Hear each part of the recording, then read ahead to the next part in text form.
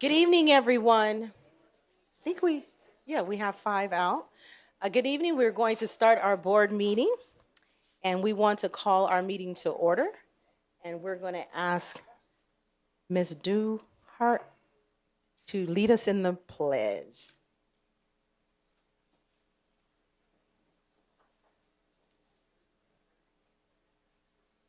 Right hand over your heart. Ready? Begin.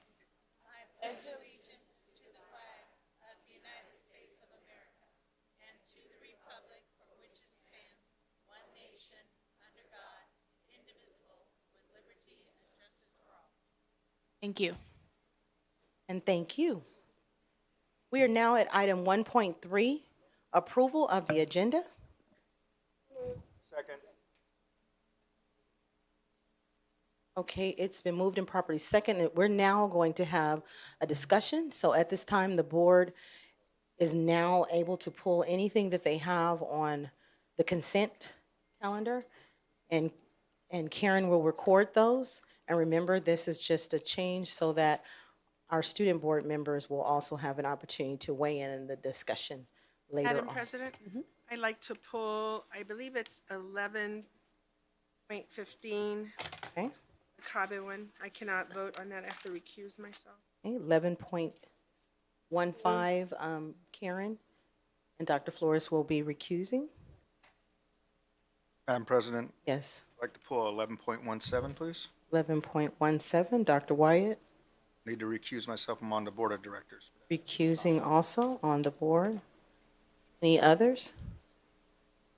Madam President, the Yes. same one that Dr. Flores pulled, not to recuse myself, but just to make a comment. Comment, okay. Thank you. All right, thank you all. Now we will move to 1.4, inspirational message by Miss, We have to do a vote. wait, I'm sorry. So moved. But okay. we're not gonna, On the consent. Yeah, you're just approving the yes, we're agenda. just approving it right now and the agenda, so. Yes, you Yes, vote. we're gonna to approve the vote on agenda. the agenda, just the agenda side. It's there. And I would like to have Ms. Corey come down from Savant Elementary School. Where's Corey at? Where are we at? Corey, come to the microphone. And Corey is a third grader, right, Corey? Yes. And pull the mic down so we can hear you. This one? Yeah.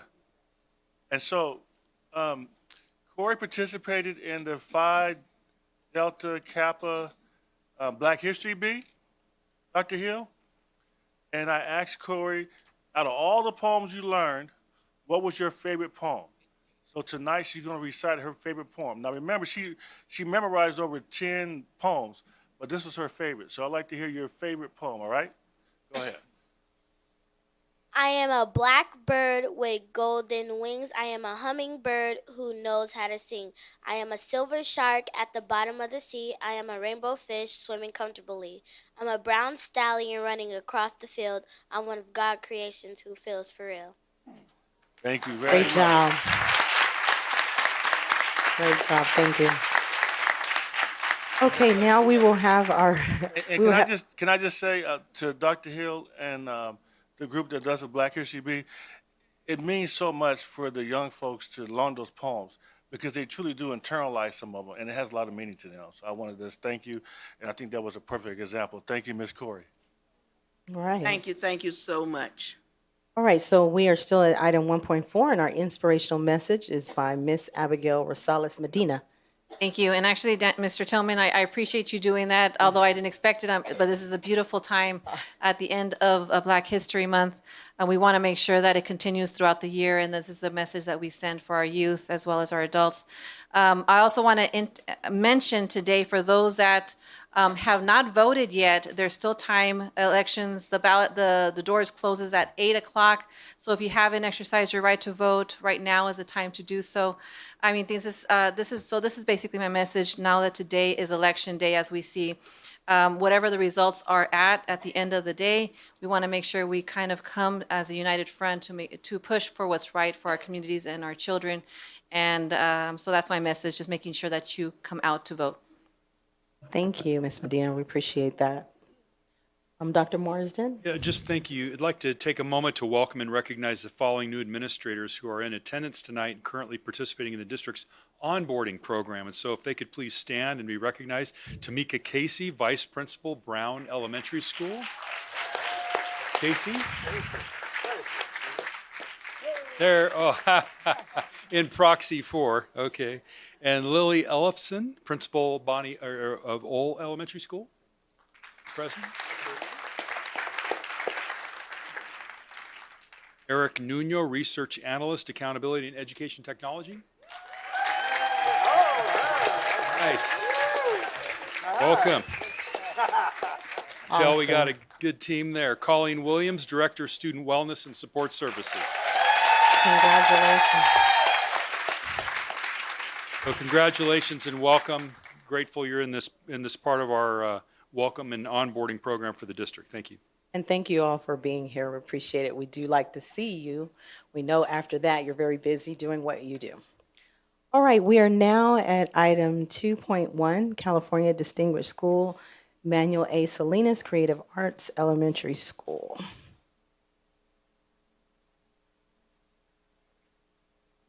I would like to invite the board to come forward so that you can greet those that are here representing Salinas. Good evening, ladies and gentlemen, and thank you for joining us as we celebrate academic and teaching excellence at Manuel Salinas Creative Arts Elementary School. And we celebrate our commitment to the emotional well-being of students across our district. Later in the program, we will also honor the important work of employees who have dedicated their careers to making hope happen for students. And lastly, we will receive an award that acknowledges all that SBCUSD is doing to conserve environmental resources. We will start our special recognitions by honoring the entire staff of Salinas Elementary School. Salinas is in the spotlight today because it was recently named a 2020 California Distinguished School by the California Department of Education. At this time, I would like to call forward Salinas Principal, Ms. Heather Regalado.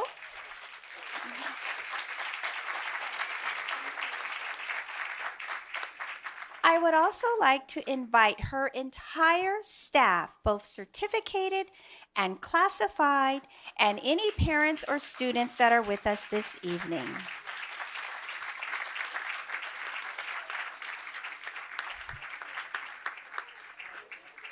As they make their way forward to receive a special certificate of recognition, let me share more about this exemplary school. The California Department of Education selected Salinas for this prestigious award because of its success in closing the achievement gap, a term that refers to academic disparities between different groups of students. Salinas is just one of 19 San Bernardino County elementary campuses to earn the California Distinguished School honor this year. Audience, will you please give Salinas Elementary and all its wonderful teachers and staff a round of applause?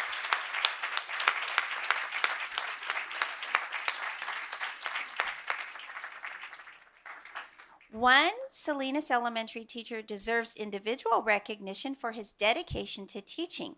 Although the teacher, Mr. Will Bashirs, can't join us this afternoon, we congratulate him and send him a big round of applause.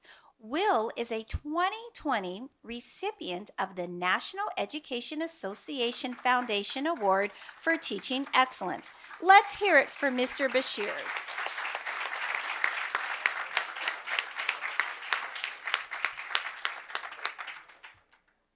The next group of honorees are the men and women who volunteer to counsel and provide emotional support to students and staff following a traumatic event. It is important that we take time to express our gratitude and appreciation for their work because this school year has been a record one for the district's crisis intervention team. The team was formed 20 years ago to provide assistance to students and staff when they need to make sense of a tragedy like the death of a fellow student or staff member. At a moment's notice, the team of volunteers breaks away from their professional roles and responsibilities to serve in a crisis intervention capacity. In an average school year, the crisis intervention team responds to about 20 incidents. But this school year has been especially taxing on the team members. Just 5 months into the school year, the team has already assisted in 20 separate incidents across the district. Their work is vital because addressing the mental health issues of students means they can return to normalcy and focus on school. The Board of Education and Superintendent Marsden honor the courageous and difficult work of the district's crisis intervention team by presenting special certificates of recognition to each member. When I call your name, please come forward.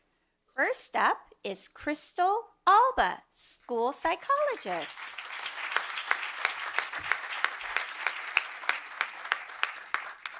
Maria Alegria, counselor.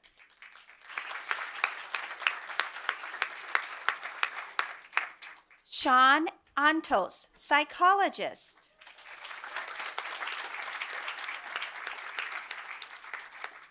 Victor Boyko, school counselor.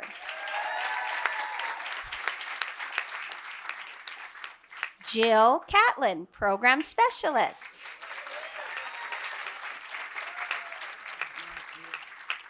Yesenia Ceballos, school counselor.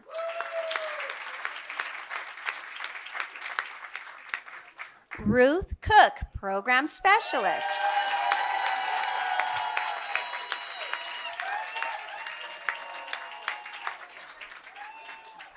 Latasha Cooper, school psychologist.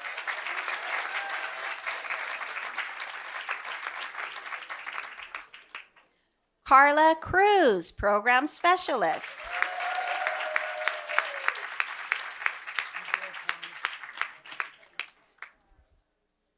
Xenia Diaz, school counselor.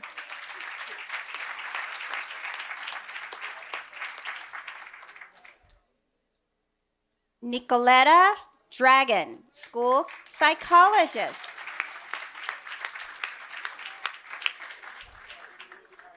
Sonia Esparza, counselor.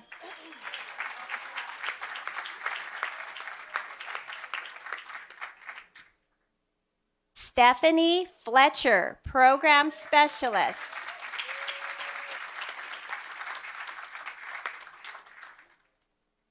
Brenda Freshwater, program specialist.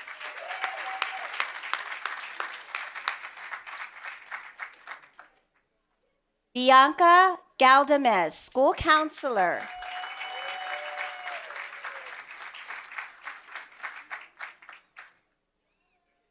Vasti Garcia, school counselor.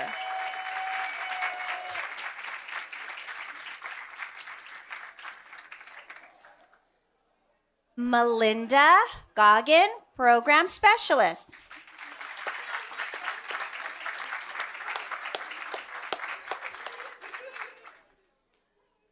Ursula Gonzalez, secretary.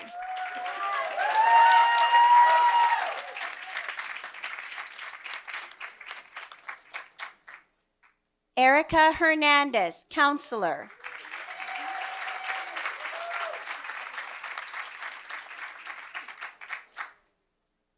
Cynthia Hawley, school counselor.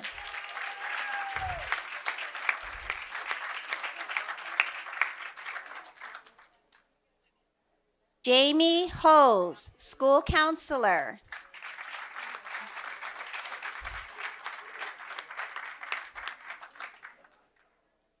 Deidre Jones, counselor.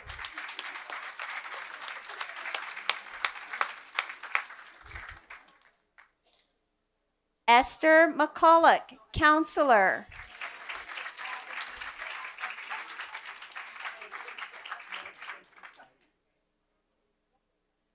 Cindy Meyer, program specialist.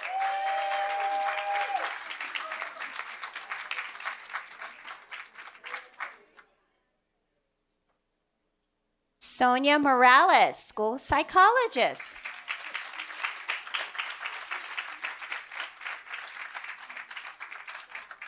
Michelle Myers, program specialist.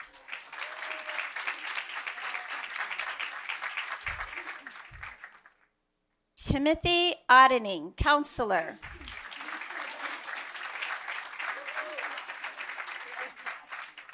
Michael Partida, counselor.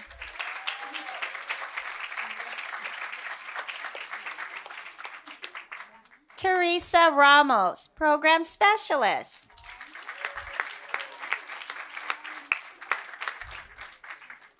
Kent Rathbun, psychologist.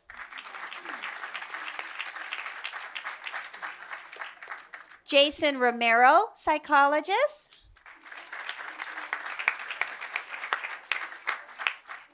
Jessica Shields, psychologist.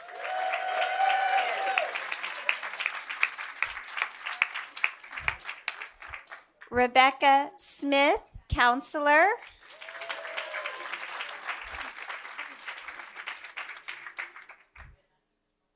Kara Tofty Bro, program specialist.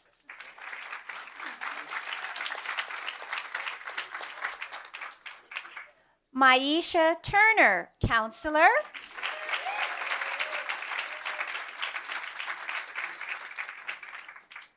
Nancy Walker, program specialist.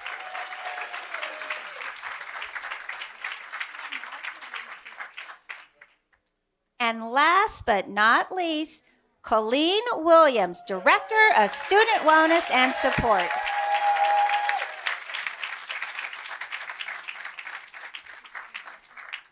Ladies and gentlemen, please show your appreciation for the work of the District Crisis Intervention Team with another round of applause.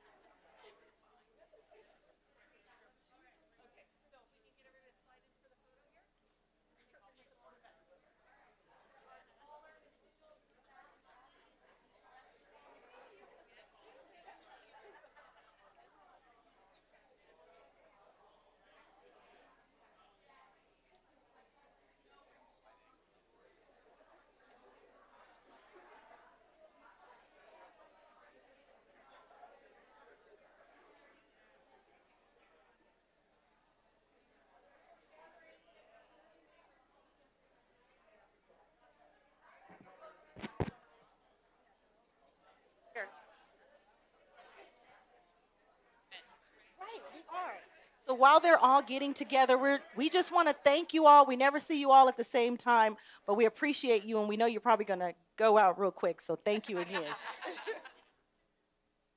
It's an honor to get to meet all of you.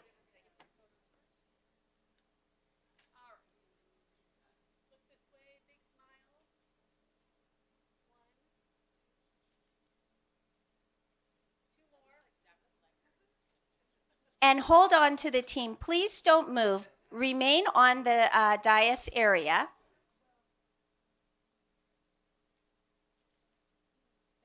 Okay, please remain. Please remain. And now it's time to honor two amazing women who have devoted 20 years of their district career to making hope happen for thousands of students. Although they work with students outside the classroom, both play a pivotal role in student learning because they equip children with the skills to cope with unthinkable tragedies. As two of the original members of the district's crisis intervention team, these employees have put their own emotional needs aside to support students and staff during trying times. Their expertise and passion in crisis counseling and therapy has made it possible for students to process emotional trauma so they can return to the business of learning and achieving. They also play a key role in supporting employees during a school-related crisis. Each brings unique contributions and a different point of view to their important work, but it would be difficult to honor one without recognizing the other.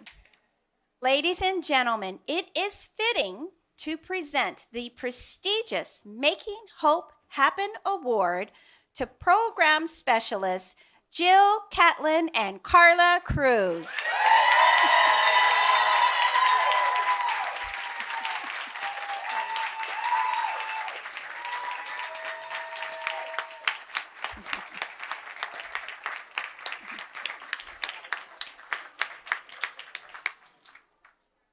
Surprise!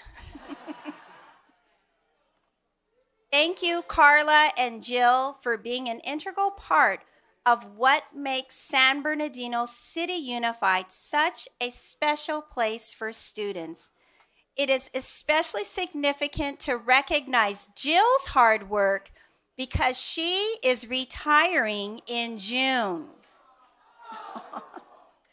Audience, please join me in expressing gratitude for the Making Hope Happen Award recipients, Jill Catlin and Carla Cruz.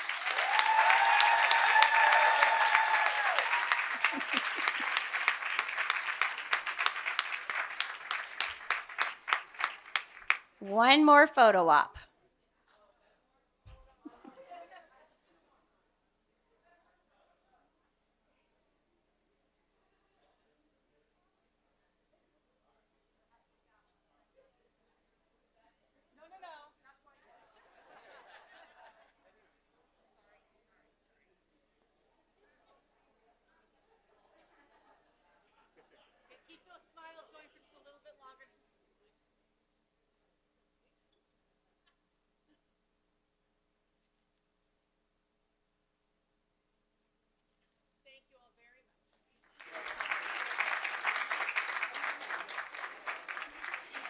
As our crisis intervention team leaves, I want to encourage the board and superintendent to remain standing because our last award this evening recognizes the district's ongoing efforts to conserve natural resources while also reducing utility costs.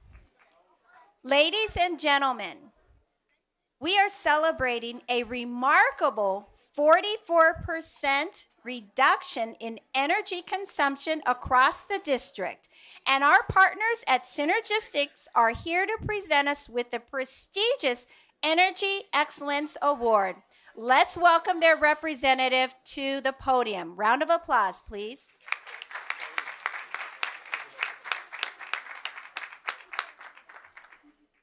Well, I first want to start off, I have some big shoes to fill after Linda's good announcing here. Very animated. So, sorry, mine's not going to be as animated as Linda. She's excellent. Well, first wanted to thank you. Just wanted to thank you all so much for having us, and wanted to start off with thank you, Madam President Dowdy Rogers, for having us come today. Also wanted to thank the board for having us. Also, Superintendent Marsden, thanks again very much. It was good meeting you the other week. And then also the cabinet. Want to thank you so much for having us and taking us as hospitality. So Synergistic, we're really pleased to be able to come here today. My name is Jonathan Ward. I'm the Regional Vice President, and it's my pleasure to be able to come and present today. So some high-level things about the district and how great the district has been doing. So first of all, I would like to start off with saying Synergistic, your energy savings partner, has helped more than 1,400 clients reclaim billions of dollars in savings from utilities and to reallocate those funds to pay for their most important initiatives. And as we've already stated, you have done a great job doing this at 44%. That is an amazing program. You're one of our star programs in the whole United States. It's a big accomplishment. This is really a combined effort. It really goes from the top to all the way down to the bottom.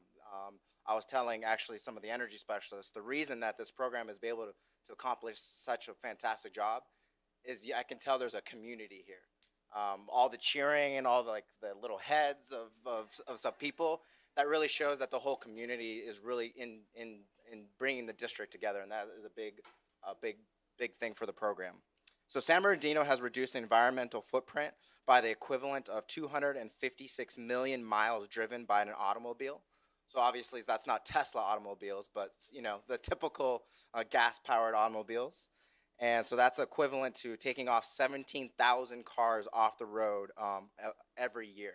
So that's a huge environmental impact. That's awesome. Also, in total, the energy use has been reduced by a remarkable 44%, as already stated. Also, San Bernardino has received a total of 71 Energy Star rated buildings. That is a big, big accomplishment. You should all give yourself a round of applause. To be able to get these Energy Star rated buildings, it takes a lot of effort. You actually have to get accredited. An engineer comes out and looks at all your campuses and makes sure that they meet certain criteria. So it's a big deal to be able to get 71 of these. Also, the energy reduction of this magnitude would not be possible without really, again, the top-down involvement from the whole community. In recognition of your organization's energy stewardship and outstanding impact of the program is having on the environment, I'm honored to present San Bernardino with the Synergistic Energy Excellence Award and also the Energy Star Award. Congratulations.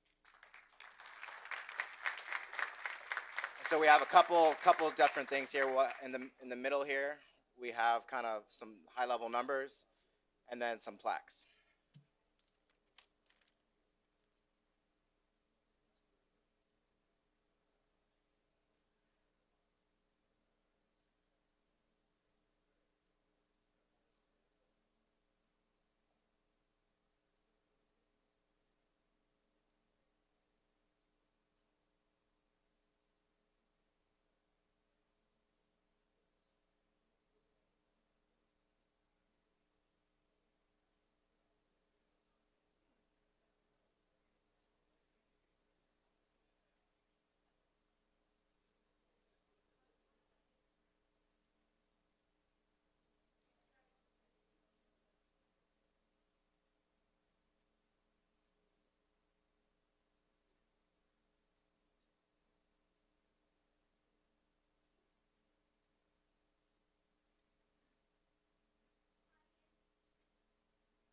Audience, let's celebrate with another round of applause. Thank you.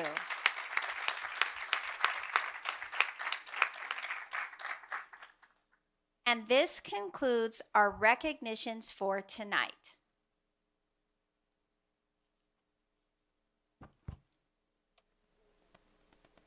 While the board's getting settled, I'd like our community and cabinet and board just to recognize, we have a couple new administrators, and I'd like to welcome and recognize them that are participating currently in the district's onboarding program. Tamika Casey, Vice Principal, Brown Elementary School. A big hand for her. Congratulations. Well earned. And Lily Ellefson, Principal, Bonniola Elementary School. Congratulations. Welcome. So glad to see you and your families. Appreciate you. Thank you again for being here, and much congratulations to you.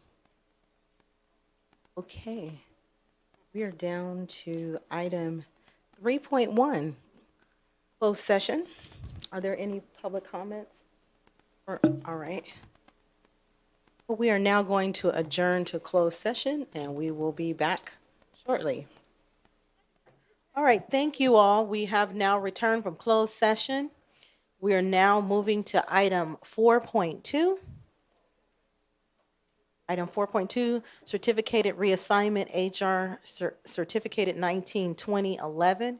Be it resolved that the Board of Education has determined that the following certificated employee be given notice prior to March 15, 2020, that he or she may be released from assignment as a coordinator effective at the end of the 2019-2020 school year and reassigned to an assignment consistent with his or her credential authorizations effective at the beginning of the 2020-2021 school year, and that the superintendent of his designee is hereby authorized to give written notice of this action pursuant to Education Code 44951, HR certificated 19-20-11. So moved. It's been moved and properly second. Is there any discussion? Otherwise, let's vote.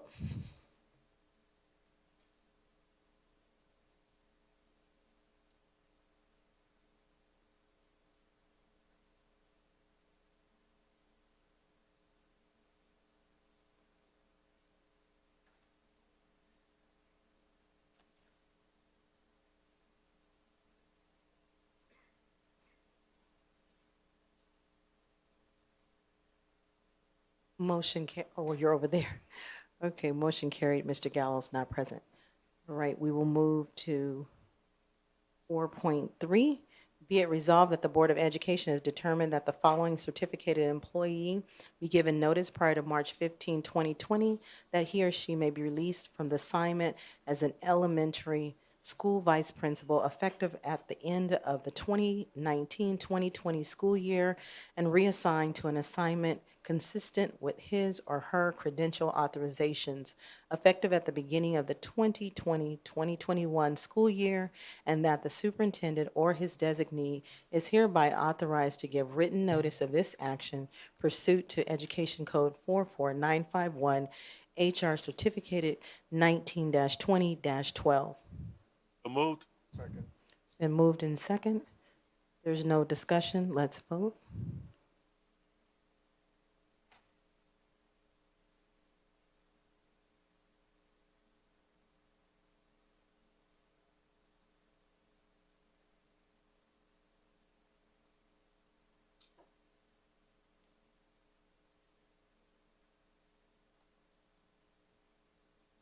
All right, motion. The hardwired connection makes it a lot better. The hardwired network connection. All right, motion carried. We're getting better. All right, we're now at 5.1, resolution to realign school boundaries for Cole, Emerton, and Fairfax elementary schools for the 2020-2021 school year. We will be voting on this. Whereas the board has publicly declared the intent to realign school boundaries for Cole, Emerton, and Fairfax elementary schools at a regular meeting held on February 18, 2020, and whereas a community meeting was conducted on February 27, 2020, that included next year's affected parents as well as representatives from facilities planning and development, transportation, and the affected school site. And whereas during this community meeting, the parents were informed of the district's intent to change the boundaries, a presentation was given explaining the boundaries and transportation and enrollment options were explained. And whereas the district held a public hearing to receive oral comments on the boundary changes at a regular Board of Education meeting on March 3rd, 2020. Be it resolved that the Board of Education hereby finds, determines, declares, resolves, orders, and approves the realignment of school boundaries for Cole, Emerton, and Fairfax elementary schools for the 2020-2021 school year. So moved. Did we open the public hearing? Did not. In the old, when we have the agenda in the past, if you had a public hearing, you would say, I'm now opening Opening the a public hearing. Okay, we're open, and now we're at, there's a second as well? Someone second? Okay, we're at discussion now for public hearing. Yes, Dr. Forrest? I wasn't able to go to the meeting with the parents. So I'd like to know what were some of the concerns that they had regarding that, the boundary changes.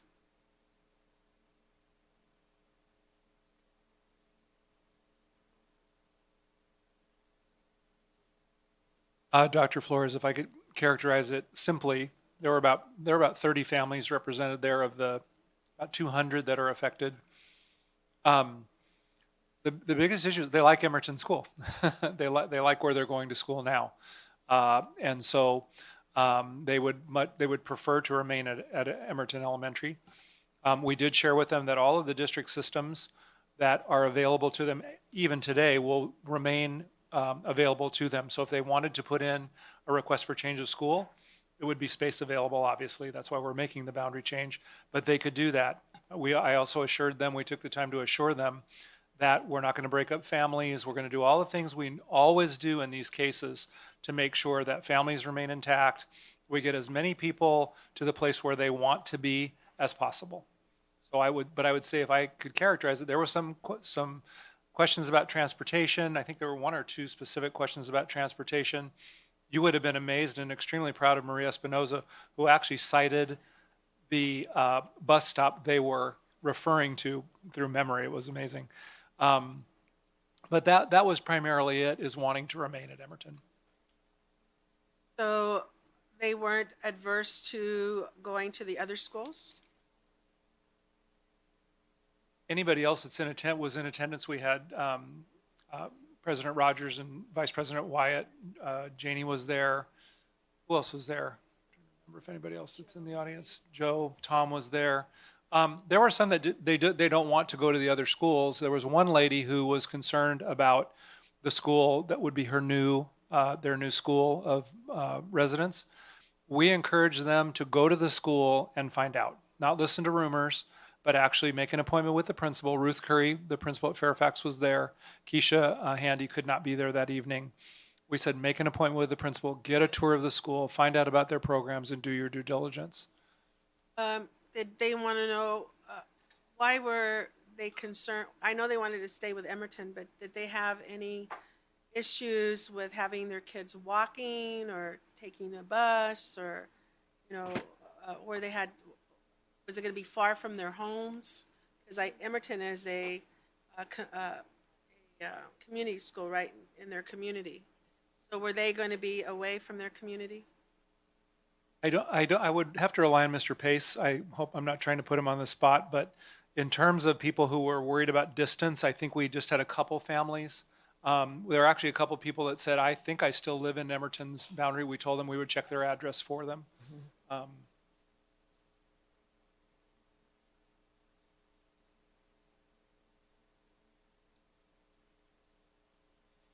Evening. Apologize. Yes, the few that had concerns about distance, in the end, we actually found out that they live within the boundaries of Emerton. So they would stay in Emerton? Yeah, a couple of them were confused with the boundary change and where they resided. A couple of families found out they actually, in the end, resided within the Emerton boundaries and not the new boundaries. Okay, thank you. The one concern I have is that only 30 parents out of 200 children came. So we don't know what 170 parents think. That's normal, though. So that's a lot of parents, or a lot of kids' parents. So I'm just voicing my concern for that. I will be voting no on this. Are there any other discussions? There are no other discussions? And there are no public comments on this topic. We will vote. Were the parents informed that the, That's what I was going to ask too. we 'cause if vote we on have the night? Public comments. Again, We told them they would be officially, after the board takes action one way or another, Night. that we would let them know. They knew it was tonight. that we were Right. there. But were they able to know that they can actually come and address it here if they had any concerns? Or they were just under the impression that it would just be voted on? We were clear with them that the reason that the district holds a community meeting was to get their input.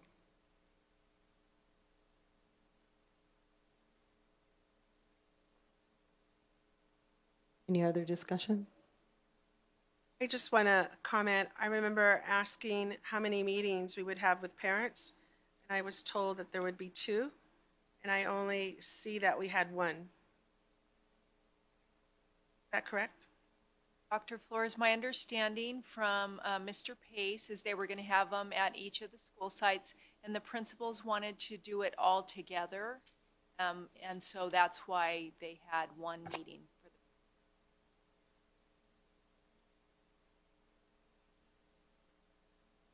All right, any other discussions? All right, let's vote.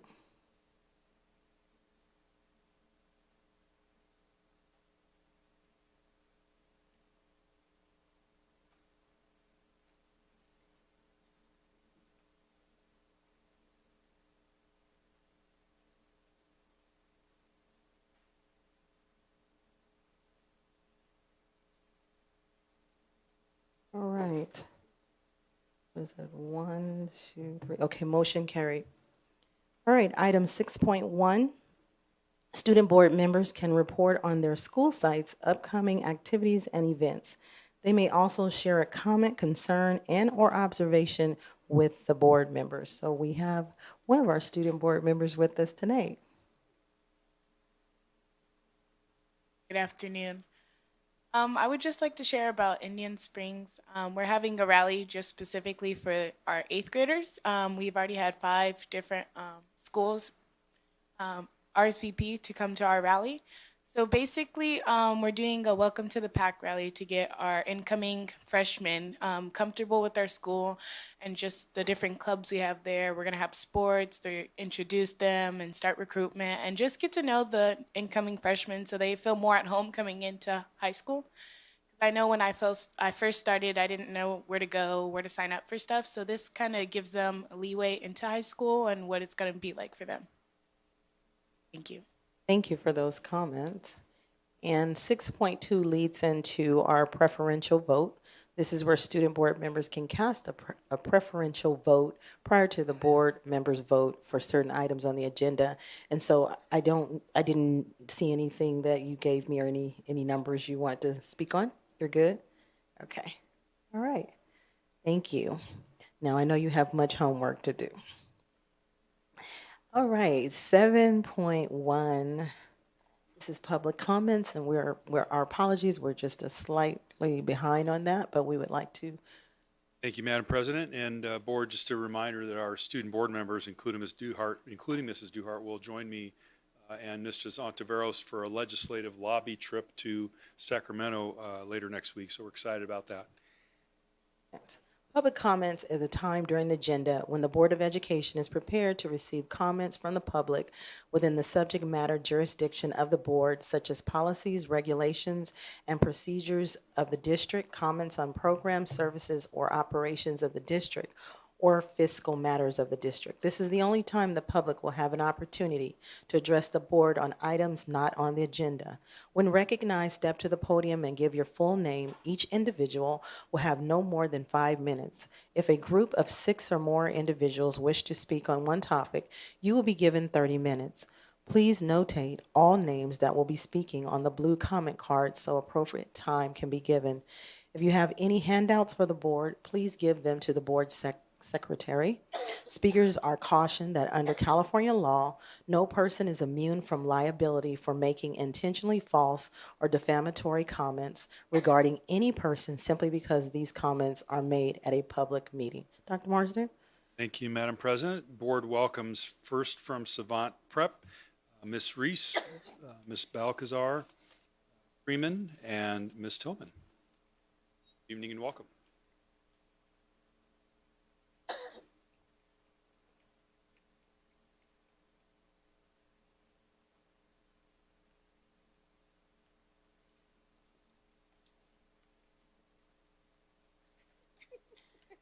Good evening to the board, superintendent, members of the cabinet.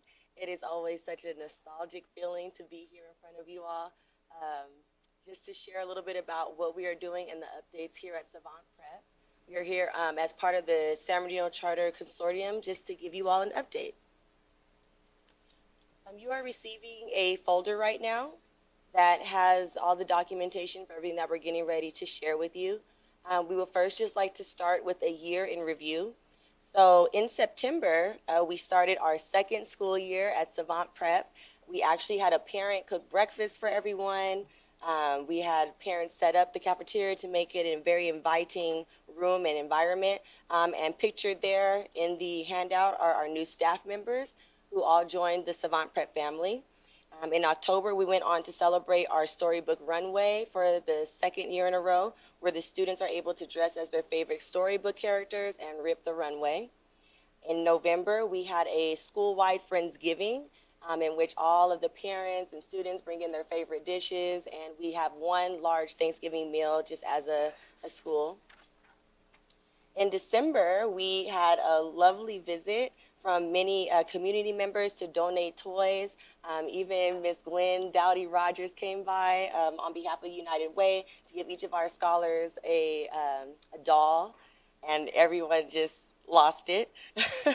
We also had a parent able to donate enough Kindles for all of our second graders, and so they went home with a very, very pleasant holiday season.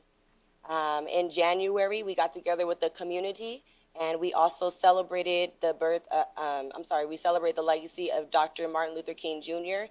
at the California State University San Bernardino Prayer Breakfast.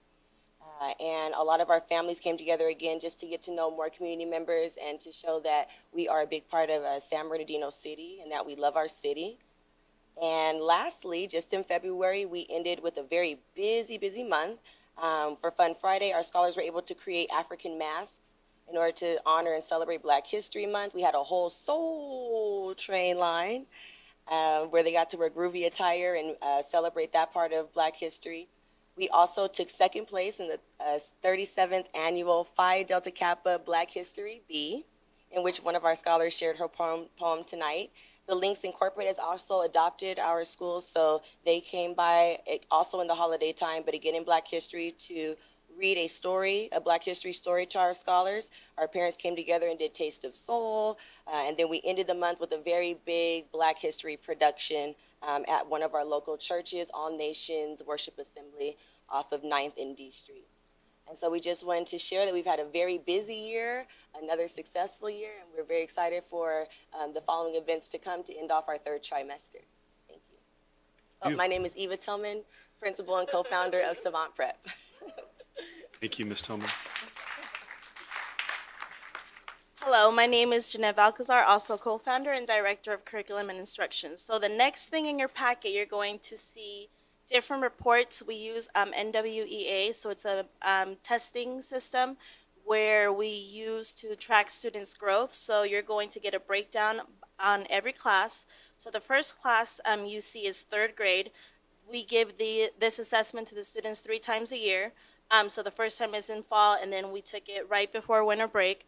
So you can see that they have a RIT score right next to the student's name, and then they are classified within bands. So if you notice for the third grade class, you can see how the band completely disappears, the 151 to 160, down to winter where it starts at 171. So it's just clearly showing that the students are progressing as the trimester goes on. Likewise, you'll see it happen in every classroom. So the next report is second grade. Same thing, her students started at 141 at the lowest, and then it jumped to 151. And then even the highest advanced scores also is going up by 1 band. Then we have 2 first grade classrooms this year. Same thing with first grade, and then the last 2 will show you kindergarten as well, from fall to winter. And then we take our last assessment in around May, just before our school year ends as well.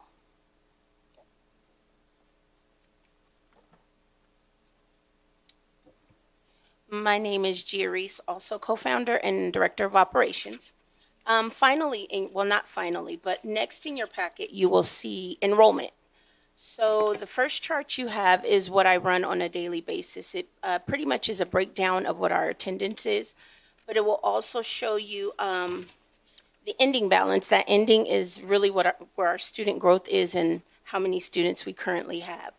Our target enrollment this year was 150, and we currently have 150, and we have 148 scholars. The next few reports are the very same thing, but it just breaks it down according to district, how many students we have that are SBC USD students versus non-district or non-resident students. And lastly, I created just a small chart just so you could see the growth between the 18-19 school year versus the 19-20 school year. So we ended the school year with 87 students, and this year we're still at 148 scholars.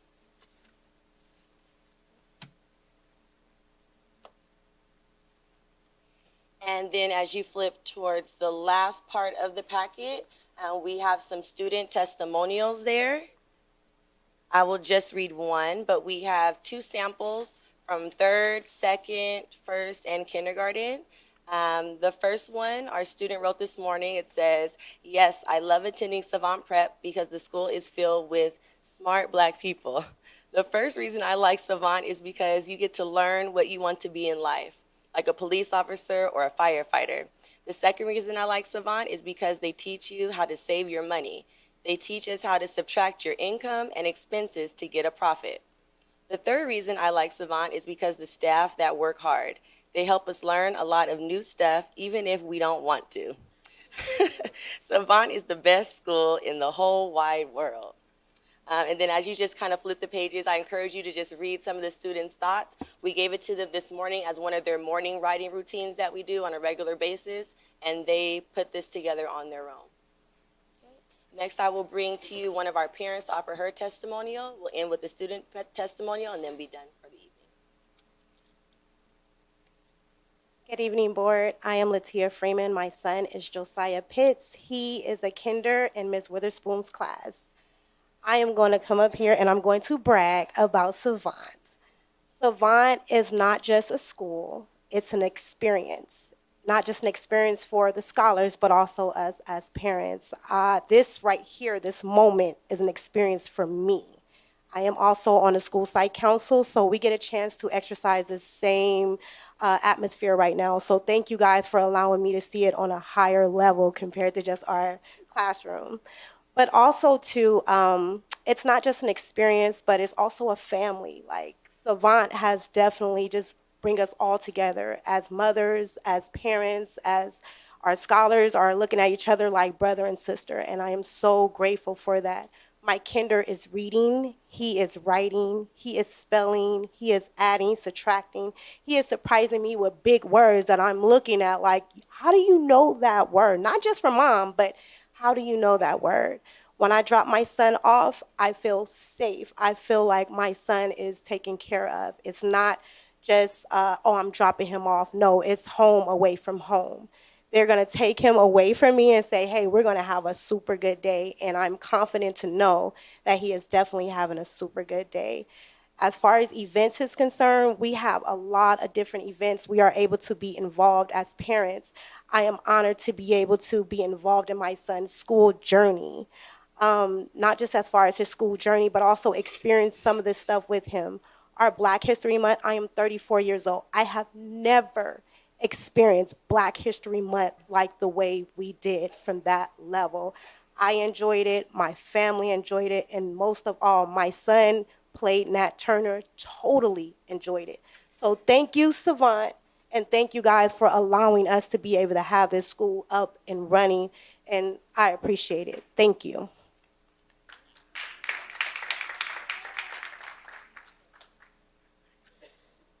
I would like to thank the board members for approving Savant Prep, and Savant Prep is the best school ever. They made me the scholar I am today. All right. Well done. Thank you. Thank you very much. Well done.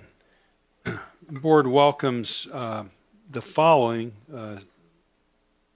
If any of you are still here to speak on the topic, the board did not take any action tonight on non-reelects, but the board does welcome, if they're still here, Ms. Chappell, Bridget Dolan, Ms. Baital, Samantha Rico, Jessica Gomez, Leticia Hernandez, Laura Meza. I don't know if they're still here to speak, given that the board took no action on non-reelects, but I think they are. Yes, okay. Thank you. Please make yourself to the podium and arrange yourself as best fit to speak. Thank you.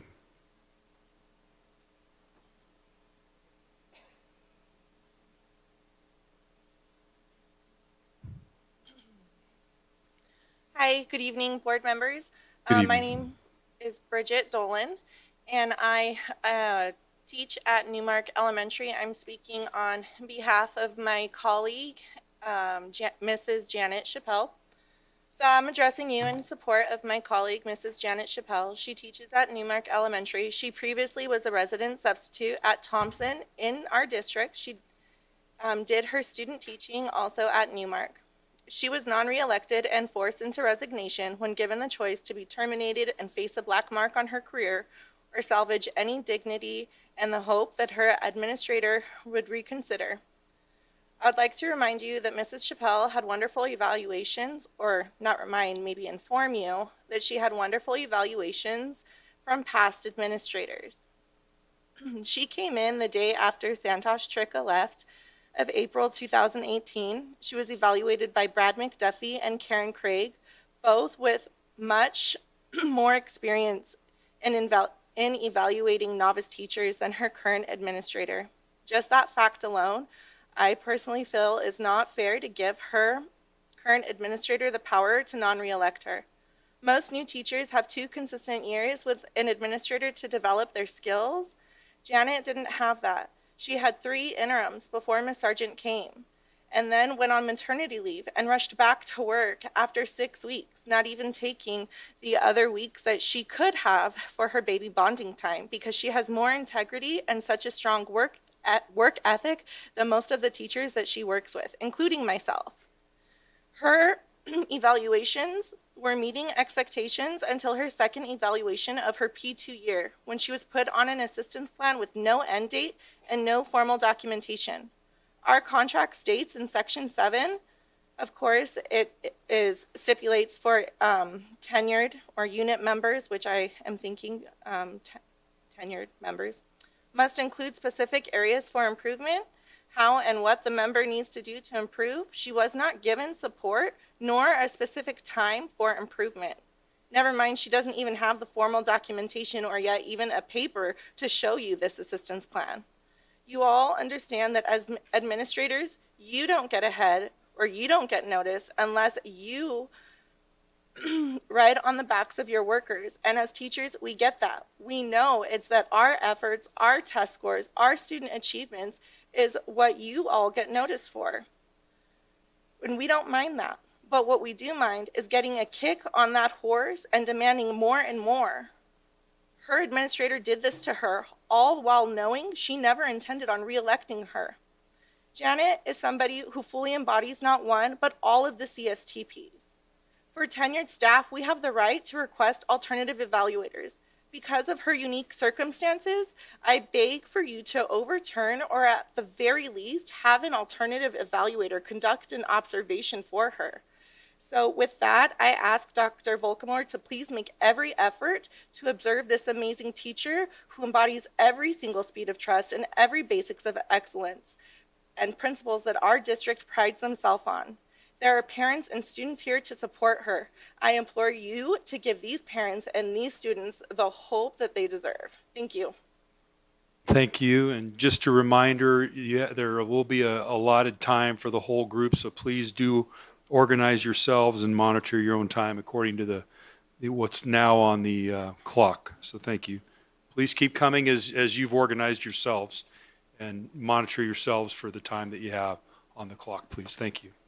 Welcome. Good evening, board members. Good My name evening. is Leticia Ruiz Hernandez. Good evening, Ms. A little more Hernandez. closer? There we go. I've had the pleasure of having 2 students with Miss, she was Chartier, now she's Miss Chappelle, and she has been an amazing instructor for them. She is literally the epitome of what we would want every instructor to be. She came in at a time when there was a lot of substitutes coming in. The instructor had left, a lot of interims came in. She came in as a final substitute for that year and took over that class. I have a daughter that has extreme ADHD and a couple other mental health issues. And Ms. Chartier came in her structured classroom. She was able to give these children the faith in themselves that they can excel. My daughter excelled in her classroom. She also instilled honesty and respect in these children, and they respected her so much. My children now even see them still, and they run back to her and they hug her, and they miss her so much. The following year, I was able to have my youngest child in her class, and again, she excelled with the structure that Ms. Chartier had in that class. She is amazing. She's very respectful, and she cares for her students, and that is something that we all value. Thank you. Thank you. Thank you, Ms. Hernandez.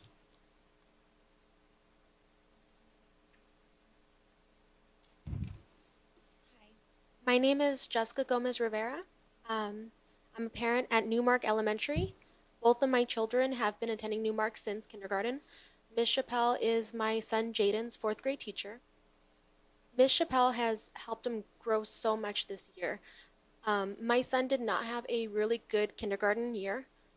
His teacher was actually, she talked down to him, talked down about him, even to me and in front of me to him. And I've noticed that even during homework at home, you know, he was always getting frustrated, so stressed out, even breaking down crying. So you see, my son did not have a good kindergarten foundation. So each year he did struggle. And it was really hard on me and the other teachers. His second grade year, he did have to repeat it. His third grade year, he did get a little bit better, but it wasn't until this year, his fourth grade year, that I just seen him grown so much.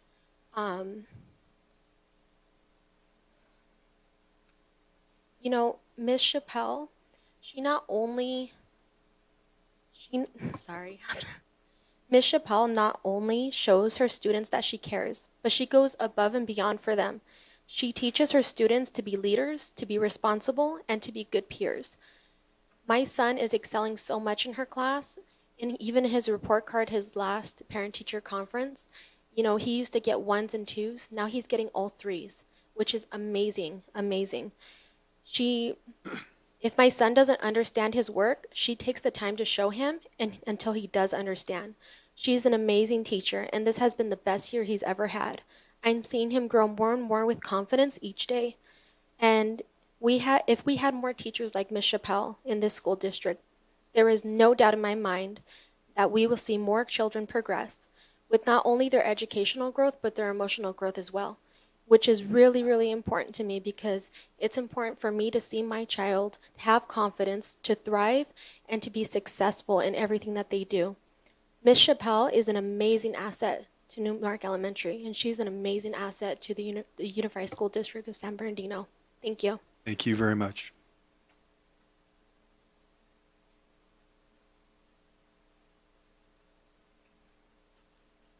Buenas noches, mi nombre es Laura y estoy aquí para... Good evening. Just one moment. We're going to have our translator come and help. Un momento.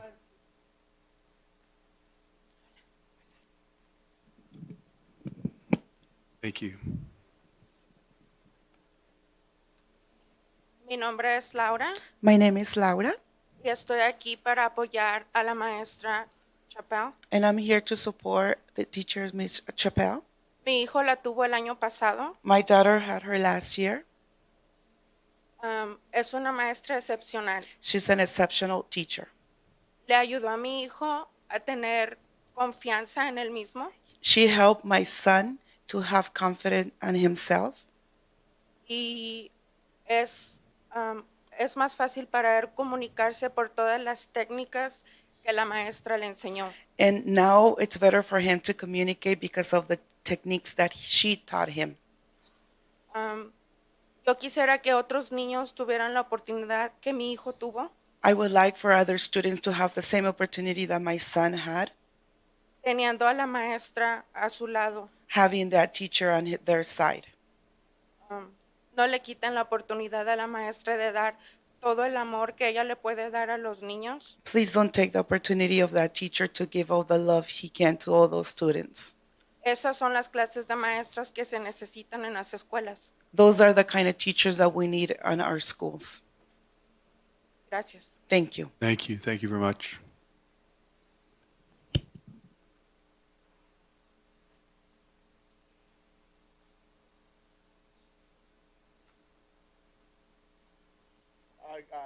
Good evening, Good evening. San Bernardino City School, Unified School District, board members, superintendent.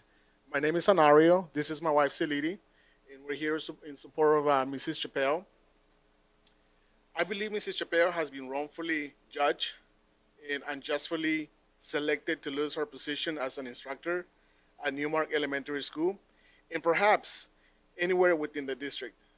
I would like to ask the San Bernardino Unified School District and board members and superintendent to reconsider her at-will employment and consider all the psychological harm that this decision will cause to her students, students like my son, a 10-year-old boy who that transitioned to her care and who under her wing has been achieving great documented improvement as a fourth grade scholar.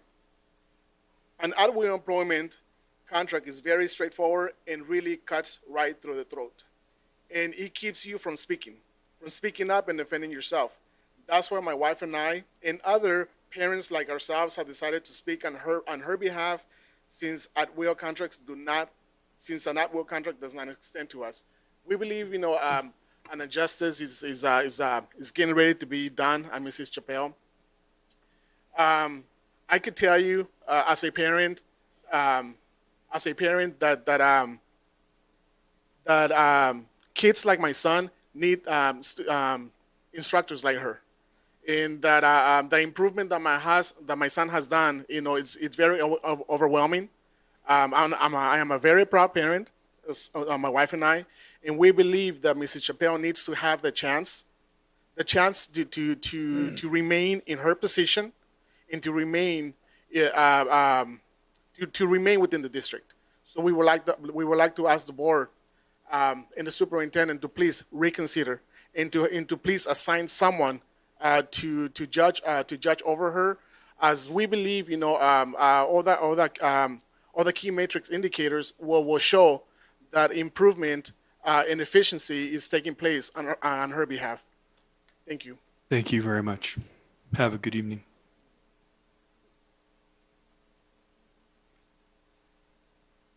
Good evening. Hi, good evening. Welcome. My name is Samantha Rico. I'm here on behalf of Ms. Chappelle. My son, Damien Smith, is one of her current students in fourth grade. Excuse me. Yeah, having a little trouble hearing you. Is that possible to move that closer to your mouth? No? Yeah, there you go. Thank you. Thank you. My son, Damien Smith, is a student currently in her fourth grade class. Also, my son came from O'Neill, where he was on the borderline where they wanted to put him in an IEP class. He wasn't meeting grade level standards. He was pretty much like at second grade level, first grade. We transferred over to a different school, and we went to Ms. Chappelle's class, and my son has excelled in everything. He's right about grade level. He's confident in his schoolwork. I come home and his homework's already done and it's correct, and he's doing all this all by himself. He's very confident. His speech his whole demeanor is completely changed. She's not only, I don't know what to say. She's just done miracles on my son. I was really, really worried about him. I thought we were going to have to hold him back. I thought he was going to have to be in an IEP class, and that doesn't seem like that's going to happen anymore. And it wouldn't be like that if Ms. Chappelle wouldn't have took the time to sit with him, work with him, and be very patient and very kind. And so for that, I feel that Ms. Chappelle should be able to stay in our district, because we do need more teachers like her to be like that, because I felt like my son has not got that attention that he needed at other schools that he's went to. So with that being said, I just want to say maybe you guys can take that into consideration. Thank you. Thank you very much. you. Thank you for making the time to be here tonight.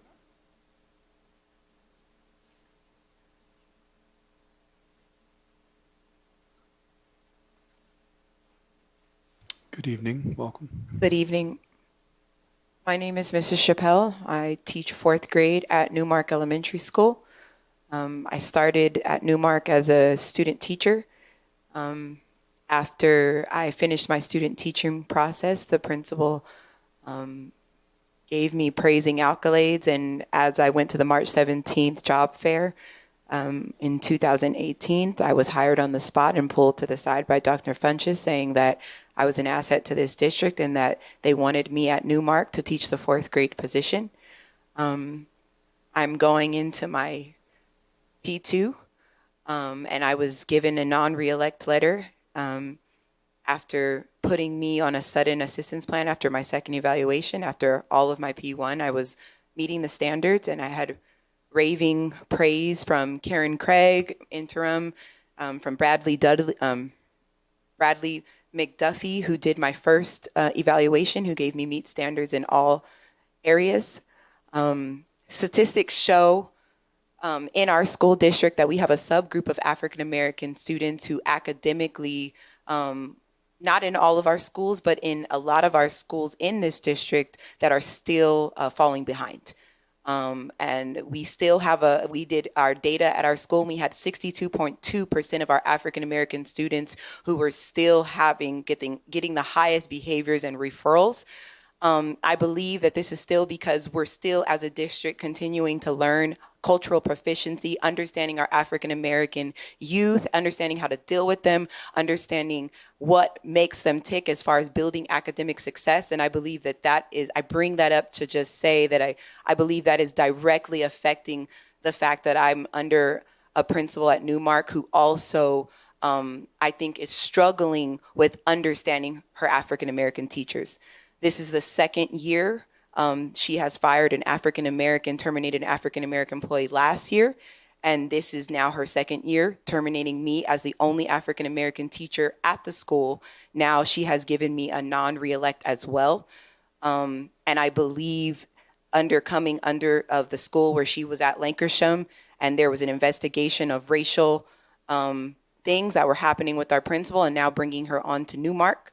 I believe that there is something that needs to be just looked at there as far as the fact that there was racial things going on at Lancashire. She's here, and this is the second African-American staff and only African-American teacher that she is now letting go. I believe that this is a personality thing. I believe that all my evaluations, all of the people that I have got praise from, there were pre-administrators who came into my classroom during formal evaluations that have praised me as well.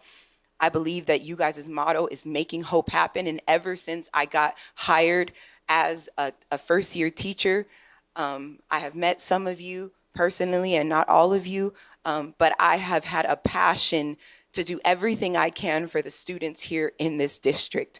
I have cried, sweat, and tears. I believe in making a difference truly through my passion by building leaders. I am one of the only teachers in the school who has a program called Junior Leaders. I have my kids by the end of the years, they're coming out not just with academic success, but my kids hold their head up high. They have a confidence about them. They learn how to speak in front of other people. They greet whoever comes in. They control the classroom. They do the attention getters. They understand what it means and are learned and raised into being leaders and walking and making hope and knowing my mission here, though maybe not at Newmark, but I believe that a non-reelect, as far as saying that I'm not, worth it to be here at this district, is wrong. I believe that I have so much to offer the type of students, not just my African subgroup of students, but my Hispanic Latino. We have a huge population of Hispanic Latino, and I am able to identify with being an immigrant, with being somebody who identifies with struggle, somebody who identifies with hardships. I'm able to tap into them and be able, I came in, they said, oh, you're going to have the worst fourth grade class. Within 1 month, that worst fourth grade class that everybody was talking about was the worst. There is no bad students. Because I have relationships with my students, I have relationships with my parents, I have done everything I can to turn what people say are bad students into people who are excelling. I believe in sewing into these kids, making character developments that it's not just about academic success, but it's about what can I bring that an experience that they have in my classroom, they will never forget it.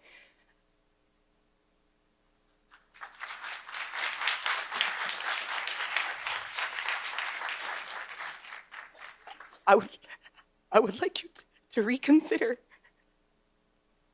I love this district, and I feel like I have so much to offer this district.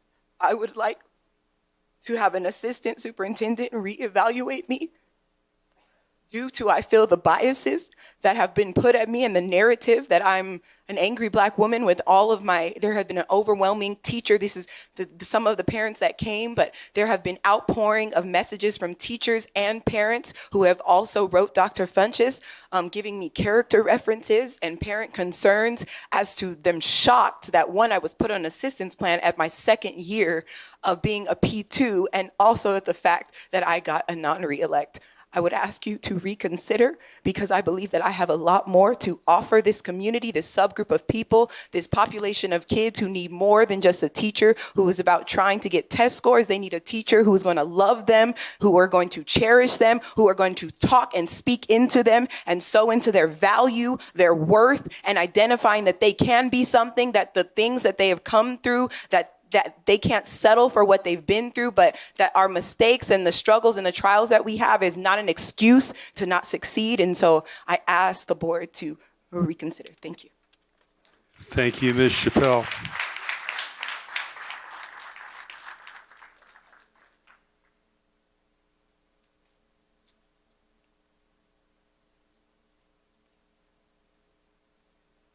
Good evening. Good evening. Welcome. Thank you. My name is Can you Erica. put that closer to your mouth? I'm sorry, it's not picking you up. There we go. And my name is Erica Ruiz, and this is my daughter Haley Ruiz. She is a fourth grader in Mrs. Chappelle's classroom currently. And I would like to read a letter to you that I emailed on February 27th. I'd like to read a letter to you that I emailed on February 27th, 2010. And I'm not sure if you heard, but this is Haley. She's in Miss Chappelle's fourth grade class. Haley Ruiz, my daughter. Dear Mr. Funches, today, February 27th, 2020, my 10-year-old daughter, Haley Ruiz, tearfully broke some disheartening news to me that took her 2 days to process. She came home from school yesterday very upset and could not put into words what she was upset about. Whenever I would ask her to tell me until today. This is very unusual for her because she has always been able to talk to me about anything, anytime she was upset. So I knew that this had to be something very serious to her. After much convincing to get her to tell me why she was upset, she finally told me that the one teacher that had finally made school enjoyable for her, out of all of the years she had been at Newmark Elementary, may not be there for her next year. My name is Erica Ruiz, and my daughter, Haley Ruiz, is a fourth grader at Newmark Elementary School. She has attended this school since preschool consecutively.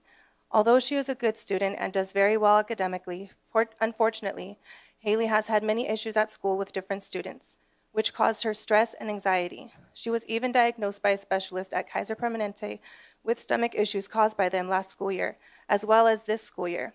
In fact, she missed out on many school days due to these issues and had anxiety about going to school as well.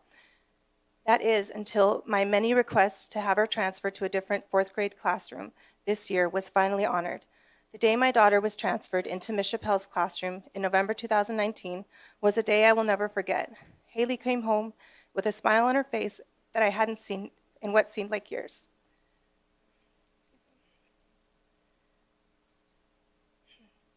She gleamed with happiness and enthusiasm when I picked her up from school that first day, and I knew I finally had my Haley back. She got into the car and told me, "I cannot wait to tell you about my day, Mom. I love my teacher. Her name is Miss Chappelle." Since that day in November, Haley has been exuberant about subjects that she used to fear to even talk about. For example, math is not her favorite homework to do since it is not her strongest subject at school. She used to have anxiety the night before school days when she knew she was going to be tested on it the next day. She used to miss out on sleep because of it.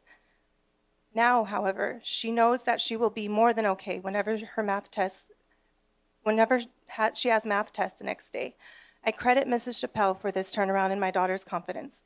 Since the first time I met her, a few weeks after Haley had transferred to her class, she brought up Haley's math insecurities to me without me even asking her about it. She just wanted to reassure me that she was working diligently with Haley to strengthen her math skills and that she had already seen her improving. This really stood out to me as a sign that my daughter was finally in the hands of a teacher that truly cared about her and truly cared about not only her academic success, but as a young child who needed the support of a teacher who noticed her struggle and was dedicated to helping her surpass it. I could go on and on about Ms. Chappelle's accolades. However, I'm sure you're already aware of them. What I really want to communicate to you is that if this is true and Mrs. Chappelle is really not going to be given the opportunity to return to Newmark next school year, it would be one of the single most injustices that could be done to the students and parents of this school. To take away a teacher that is a valuable asset to the educational success of the students that have the honor to have her as a teacher would be a mistake. I can say this with much confidence and personal experience as a parent of Newmark Elementary students for over 9 years, since 2011. You see, my son Nathan Ruiz, who is now 13, also went there from kindergarten all the way to 6th grade graduation. And I have had my share of experiences with different teachers from all walks of life, and all of them, Mrs. Chappelle is by far the best teacher that either of my children have ever had. Since Haley's first day of school with Mrs. Chappelle, she has had a complete turnaround regarding her outlook on school. She's still always excited to tell me about her day and what extra thing Mrs. Chappelle did for them to make them feel special, cared for, smart, and safe. She loves telling me about the inspirational speeches that they get from her about her experiences, which are related to school and her education. These speeches, Haley tells me, are always something to look forward to because they inspire the students to always try their best and never give up on themselves, even when times get hard. All of this with the conclusion always being that their education should always be a priority in their lives. I feel honored to have Mrs. Chappelle teach my daughter, and I am truly disappointed to think that there is a possibility that many more parents won't get the same opportunity for their kids next year that I got this school year. Moreover, Mrs. Chappelle is always outgoing, cheerful, enthusiastic, positive, and caring whenever I communicated with her, either in person or through the Class Dojo app. I can always rely on her to be prompt and clear with her communication whenever I reach out to her for information, which is much more than I can say for any teacher, staff member, or even principal for that matter, that I have ever known at this school to date. I ask you to please kindly reconsider your decision to not have Mrs. Chappelle come back to bless all of us with her presence next year and thereafter. There is an urgency for having Ms. Chappelle at Newmark Elementary for many more years to come, as she is an amazingly dedicated teacher to all of her students and their parents. I can contest to this through my experience with her wholeheartedly. Thank you. Thank you. Thank you very much for coming tonight.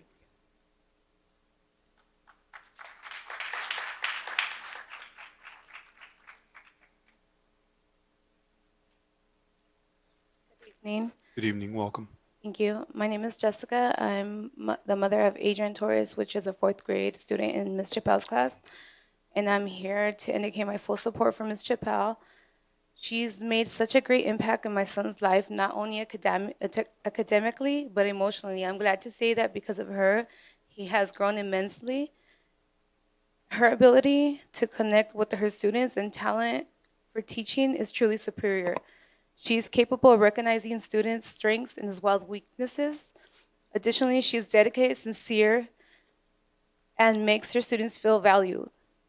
I've had a previous experience with other teachers in the past. I've never been impressed by Ms. Chappelle's enthusiasm and passion for teaching, which is why Ms. Chappelle's devotion to teaching her students is near to my heart, since I'm a mother that struggled in the past with Adrian to stay focused in school, engaged into the classroom.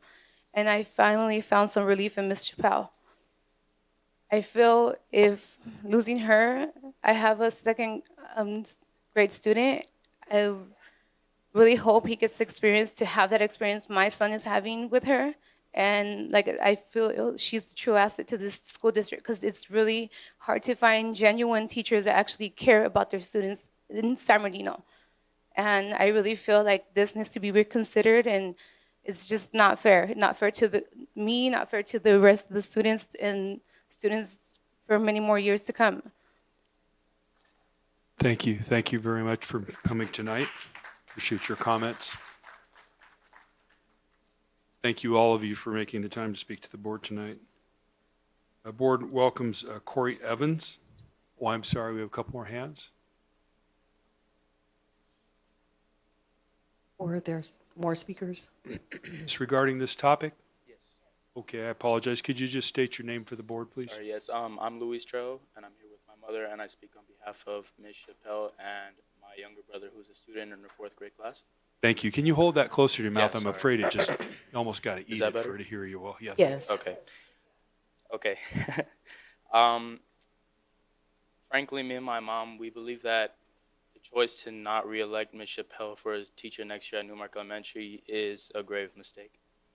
Ever since my younger brother has gone into her class, I've never seen him excel as much as he, is as in the moment. The attitude and the environment that's portrayed in her classroom is like none that I've ever seen. And I've never seen a teacher dedicated as much to not only the safety but the mental health of her students. I remember one time Victor was going through problems at school and he wasn't comfortable talking to them or talking about them to us, but Ms. Chappelle was able to direct these problems to us, and together as a team we were able to get down to the root of the problem and we were able to solve it. And frankly, the way that Ms. Chappelle runs her classroom, I've never seen my younger brother, so happy to go to school. I've never seen him so dedicated and focused to getting all of his work done. I don't even have to worry about questioning him about his work, his homework, or whether or not he's been, having problems within his classroom. Not that he hasn't had problems outside of his classroom. But I also noticed that Ms. Chappelle is one of the only teachers who has stuck her neck in further than anyone else to try and contribute to the safety of the students, which actually is another problem that we wanted to discuss, on a separate case. But Ms. Chappelle truly believes that her class is her number one priority and that the safety of the students is the most important thing to her, on aside from teaching them the proper material. And so, on a side note, as to issues of safety and concern for the school, me and my mother believe that it's not appropriate for such a burden as in the safety of everyone to be placed upon one teacher such as Mrs. Chappelle. We believe that the principal also has contributed to this problem in her own way. Not only us, but other parents have come to us about concerns about the safety of other students, all of which are not in Ms. Chappelle's class. But as many times as we've tried to reach out to the principal as to address these concerns, it's as if she were hiding from us, and we've never gotten to speak to her personally about these problems, and the only one that we can confide in to talk to about it is Ms. Chappelle. And so I know that it kind of, it's astray from the topic of, not re-electing Ms. Chappelle for next year, but it is an issue that we thought needs to be expressed, and we saw today as the only opportunity to do that. So the principal, we think that if someone isn't able to contribute to the safety of everyone that's under her supervision, or to solve any problems that regard or to take care of students that are causing these problems, should not be in the position that they're in. And quite frankly, I feel like Ms. Chappelle takes bigger strides than the principal in order to actually maintain the safety of her students, especially the ones in her class, especially my younger brother, Victor. And so I'd like for all of you to take into consideration that Ms. Chappelle tries hard for all of her students and that she does more than what's expected of her in order to ensure that not only are they learning what they need to, not only are they happy at school, but that their safety is also the number one priority for the entire school. And so I like to say that leaving him with Ms. Chappelle makes me and my mother feel a lot safer than leaving him under the supervision of any other director or any other staff member at Newmark Elementary School. Thank you. Thank you. Thank you very much. Thank you for you and your mother both making the time to come tonight. Hi, my name is Gabby Guzman, and I'm a public servant. I work for a university, and with this in mind, I really believe in fairness and equity, diversity, and also inclusiveness. And in this case, I'm seeing that none of that is being played. They're trying to not re-elect Ms. Chappelle, which is a problem because, as my child mentioned and other members mentioned, our children have grown. They have excelled in their leadership skills and their engagement, because that's one of the things that she also teaches them, to have better relationships among each other, regardless of the fact that we have been having a lot of safety concerns with our children. Several kids have been bullied. Several kids have been gone to the hospital as of last week, for instance. The parents tried to talk to the principal. They're not even given an open door policy. I did it myself too about 8-9 months ago. I have brought this concern to her. And after that, never was a call back. Never had received the messages back from the people that I have already told them. And to me, I see this as a big time concern. We have to do an assessment on the principal as well on the assessment on this Ms. Chappelle, because you can see not just from the people that came and talk about it, but there's a lot more people that have something to say about this. And I need to have a deeper investigation among our community, because our parents have to have a voice about what's going on with their children, because there are several cases, not just my child. And my child has lost a lot of sleep, seeing incidents taking place, taking it to the principal, nothing gets addressed. But in the meantime, he always refuses with Ms. Chappelle. Thank you. He can count on her. Thank you. Thank you. Thank you for very your much. comments. Thank you so much. Appreciate that. Thank you all. I think those were all the comments on on that specific topic, make sure I didn't miss anybody. That board now welcomes Corey Evans. Oh, she already did. Fantastic. Thank you. Good job, Ms. Evans. Board now welcomes Mr. Trayvon Martin, CSBA topic.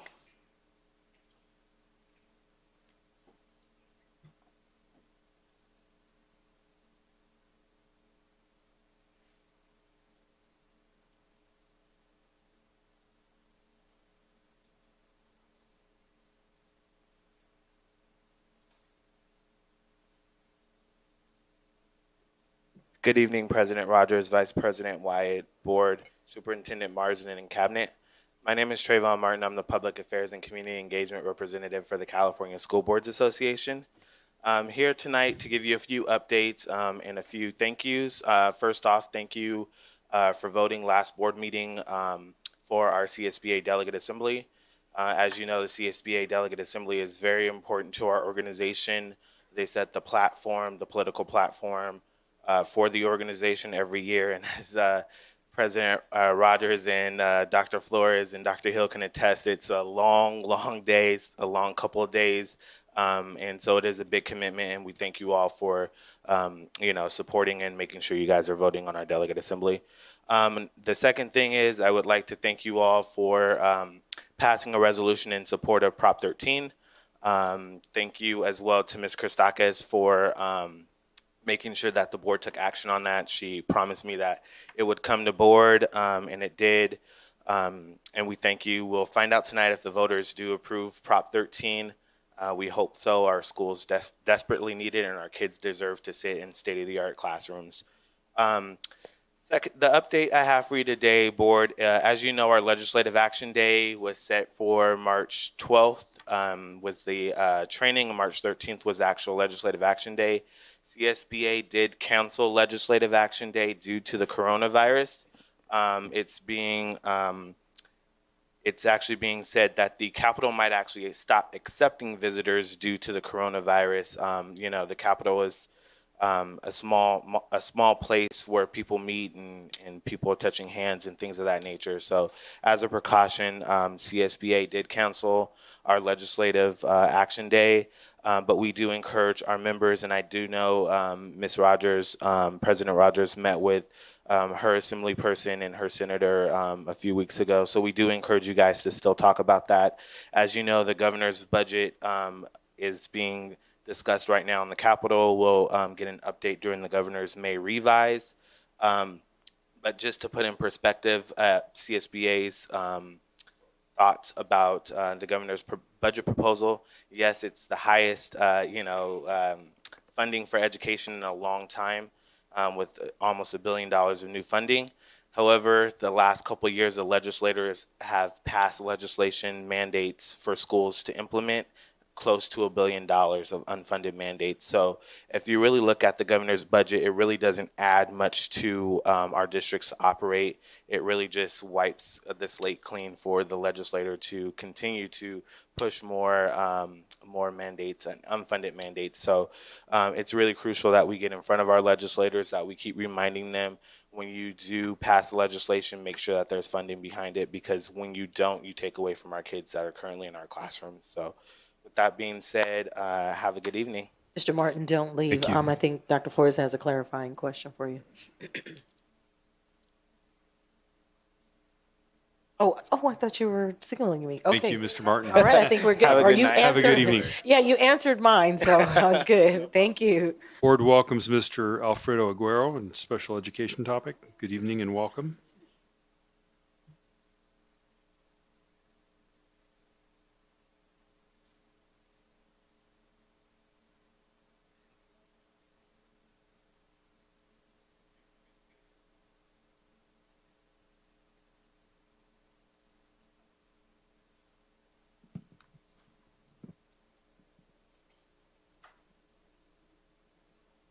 Buenas noches a todos.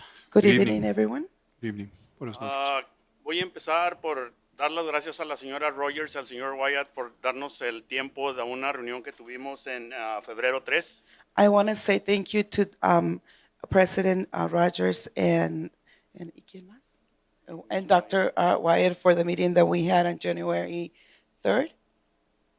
En enero 21 le dejé saber a los miembros del board acerca de una queja formal en contra del comité del CAC. On January 21st, I let the board know about a complaint that what I had for CAC. En un email la señora Monarres me dejó saber que ella es la encargada de la investigación. On an email, Dr. Monares let me know that she was the one in charge of that investigation. Lo que no entiendo es cómo ella puede ser la encargada de la investigación cuando ella es parte del problema. What I don't understand is how can she be in charge of the investigation when she's part of the problem? Bueno, hasta el día de hoy no he tenido respuesta y no he escuchado nada a mi queja. Since today, I have not heard anything about that complaint. A ver si me podría dar alguna respuesta pronto. Maybe- Es para mí importante saber qué es lo que está pasando. Maybe I can have an update on that because for me, it's important to see what's going on. En la reunión de febrero 3 que tuvimos con la señora Roger y el señor Wyatt, On the meeting that we had on February 3rd with Ms. Rogers and Mr. Wyatt, pusimos varias preguntas we had several questions, o incluso se podría decir también quejas. or we can also say complaints. ¿Cómo parar las represalias y las intimidaciones contra los padres con hijos en educación especial? How can we stop intimidating the parents with special education kids on the CAC? Por parte de los administradores y algunos padres del Comité Asesor de la Comunidad, del CAC. Coming from the administration or the CAC coordinators. El número 2, pedimos se nos aclare la situación con los estatutos del CAC. Number 2, we want to clear up the CAC's bylaws. Pues los padres no quedaron satisfechos en la forma en que se llevaron a cabo las votaciones. Because the parents did not agree with the way that the voting came out at the end. El número 3, pedimos se nos autorice nuevamente retomar los eventos mensuales de educación especial que tuvimos del 2018 al 2019. Number 3, we asked to get the workshops that we used to have on the 2018 and 2019 year for special education. El 4, hemos estado pidiendo desde el 2018 se lleve a cabo un foro abierto. We've been asking since 2018 to have an open forum para padres con hijos en educación especial y administradores del Departamento de Educación Especial. For parents with special ed kids and also with the administration. 5, en esta reunión, padres pidieron se aclare el por qué se da tanto dinero para algunos programas que piensan no sirven para nada. Esto está en las notas que la señora Rogers y el señor Wyatt tomaron. And number 5, it's parents want to know how come the budget for other programs are giving more money than to some programs that are not worth anything or they don't help at all. And these are on the notes of Dr. Rogers and Mr. Wyatt. El 6, la presentación de bullying que se dio en el Comité Asesor de la Comunidad, en el CAC, no nos dieron respuestas a muchas de nuestras preguntas. And number 6 on the workshop on bullying, it was presented on CAC. They were not giving clear answers of a lot of questions that we had. También en la reunión que tuvimos con la señora Rogers y el señor Wyatt pedimos si pudiéramos tener otra reunión. No tomamos fecha, quedamos que sí, pero no se dio fecha. Quisiéramos continuar con estas pláticas porque creo que son importantes. So on the meeting that we had, we talked about having another meeting, but we didn't get any date, and we wanted to see if that's possible because we think it's important. Pienso yo que la conversación es parte vital para poder tener mejor relación, para saber las preocupaciones de los padres. I think communication is really important so we could have to see what's going on, to have a better relationship, and to see the concerns of the parents. Pero más que todo, para poder ayudar a nuestros estudiantes, que es la razón por la que ustedes están ahí y por la que nosotros estamos también peleando.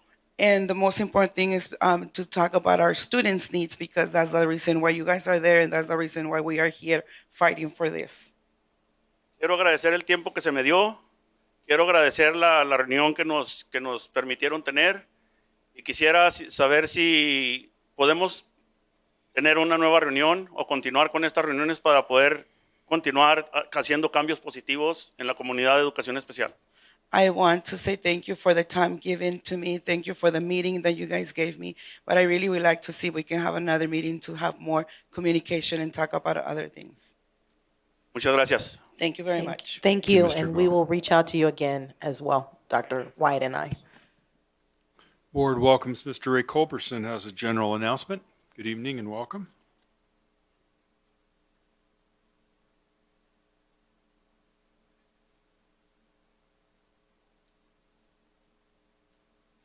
Thank you, Board. It's always a pleasure to be here and see old friends again. I appreciate it a lot.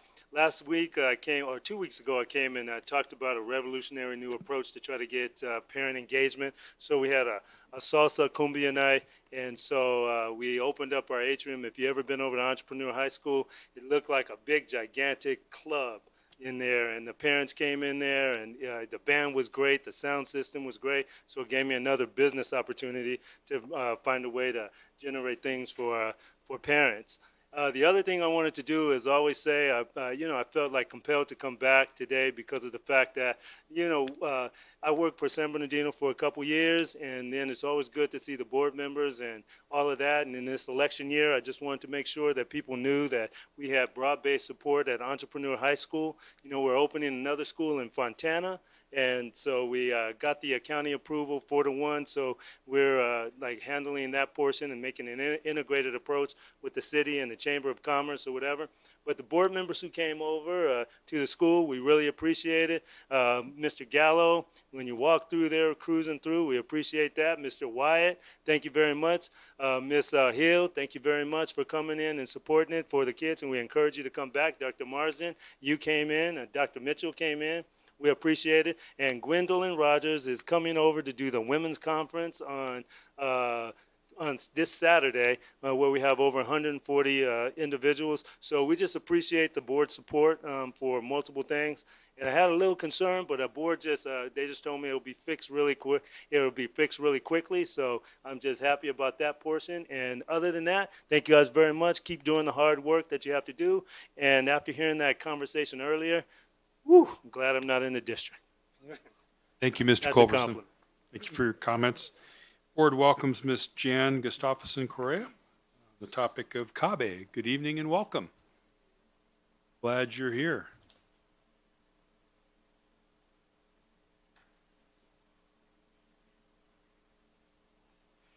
Good evening, Board. It is just a pleasure to see all of you and members of your team. I'm here on behalf of the California Association for Bilingual Education, and I'm just really pleased to share with you that it's been a little bit over 6 years that CABE has had the honor to enter into a partnership with San Bernardino City Schools under your leadership, Dr. Marsden, with many members of your team to work together on a multilingual initiative.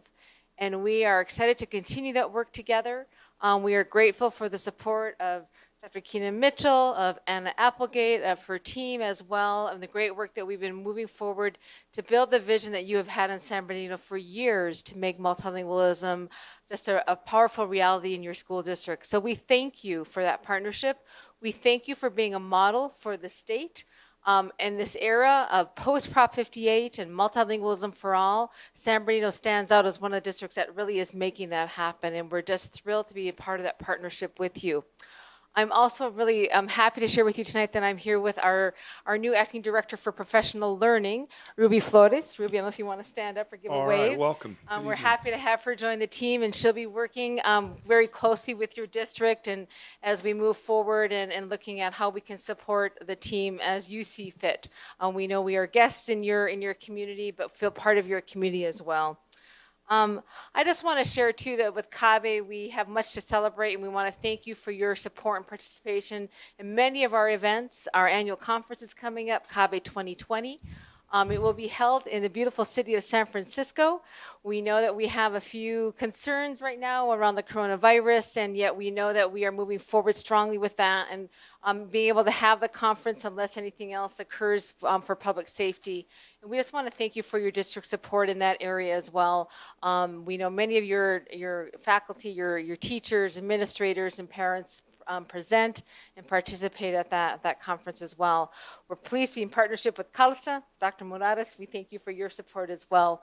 And we're just pleased to be here. We just want to give a shout out to San Bernardino and thank you again for your support with CABE. Muchas gracias. Thank you so much. Thank you, Jan, for coming tonight. Appreciate you. Appreciate the opportunity to work with CABE and excited about some of the outcomes that we've had so far. Those are all our public comments tonight, Madam President. Thank you, and thank you all for your comments. We appreciate them. We are now moving to item number 8.1. Is our San Bernardino Teachers Association here providing a report? Oh, I see a shake. Okay, no. All right. 8.2, California School Employees Association. We do have comments coming from our CSEA president. Good evening and welcome. Good evening, Cabinet. Thank you for inviting me. Hello, ladies and gentlemen. I just wanted to introduce myself for those that don't know me. You gotta eat the microphone, I'm sorry. Unfortunately. Sorry. Okay, I'm sorry. My name is Oni Jimenez. I am the Chapter 183 President and classified employee and very happily work at police station. And my wonderful chief is over there. Since I was appointed to my position back in November, I've had the opportunity to attend many meetings and have met several managers and supervisors that I have had the pleasure to have conversations with. At these meetings, I have had positive experiences to try to find resolutions that benefit all involved. I'm confident, a little nervous. I'm confident great. with the open communication the district has shown our new e-board and benefiting in helping achieve unity among the district and staff. Thank you for your time, and I look forward to a productive year. As Thank you do so we. much. Thank you so much. It's a pleasure to work with your leadership. Thank you. Thank you. 8.3, Communication Workers of America. Is there a report? No report. 8.4, San Bernardino School Police Officers Association. Also no report. All right. We are now at 9.1, Education Department General Administrative Regulations, Edgar, Procurement Standards, Federal Funding Update. Yeah, this is a topic that'll be of interest to the board tonight, given that there have been some changes, and we're going to share what those changes are, effective January 1, I believe. And so with that, Ms. Christakos has a team, our team, who will present on this, Terry Komnick, and I'll let you introduce everybody. Yes, I think Janet stepped out to get Ms. Debbie Love. And Terry Komnick will talk to share with the board new regulations, referred to as Edgar. So we'll just give Deborah a moment. Off.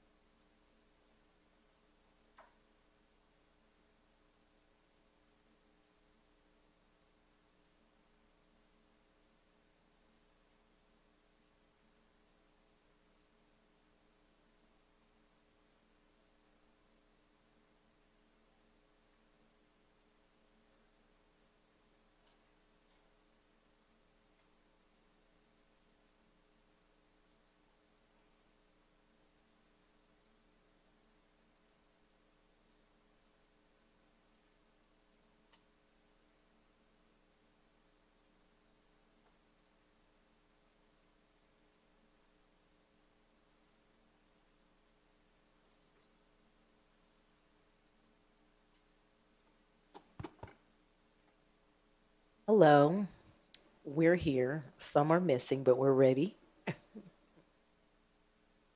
Well, good evening, Board, Madam President, Cabinet, guests in the audience. We appreciate this opportunity to provide an update regarding the federal procurement standards as it relates to the Education Department General Administrative regulations. This evening's objective is to familiarize the Board with new federal procurement rules and how they impact our district. To set the stage for tonight's presentation, this slide focuses on the key procurement considerations. We will reference the updated policy, the board policy and procurement manual related to procurement. We will share the tiered procurement threshold amounts and the requirements associated with each of those. We're going to highlight the increased time from proposal to board consideration and ultimate approval of services. And we will also detail the sole source services, the district's burden to justify sole source contract awards. Edgar is actually a book, it's not a person, and it helps us with federal dollars navigate the rules and regulations that are associated to federal programming. And in this case, there are two factors really that impact the program side and also the fiscal side.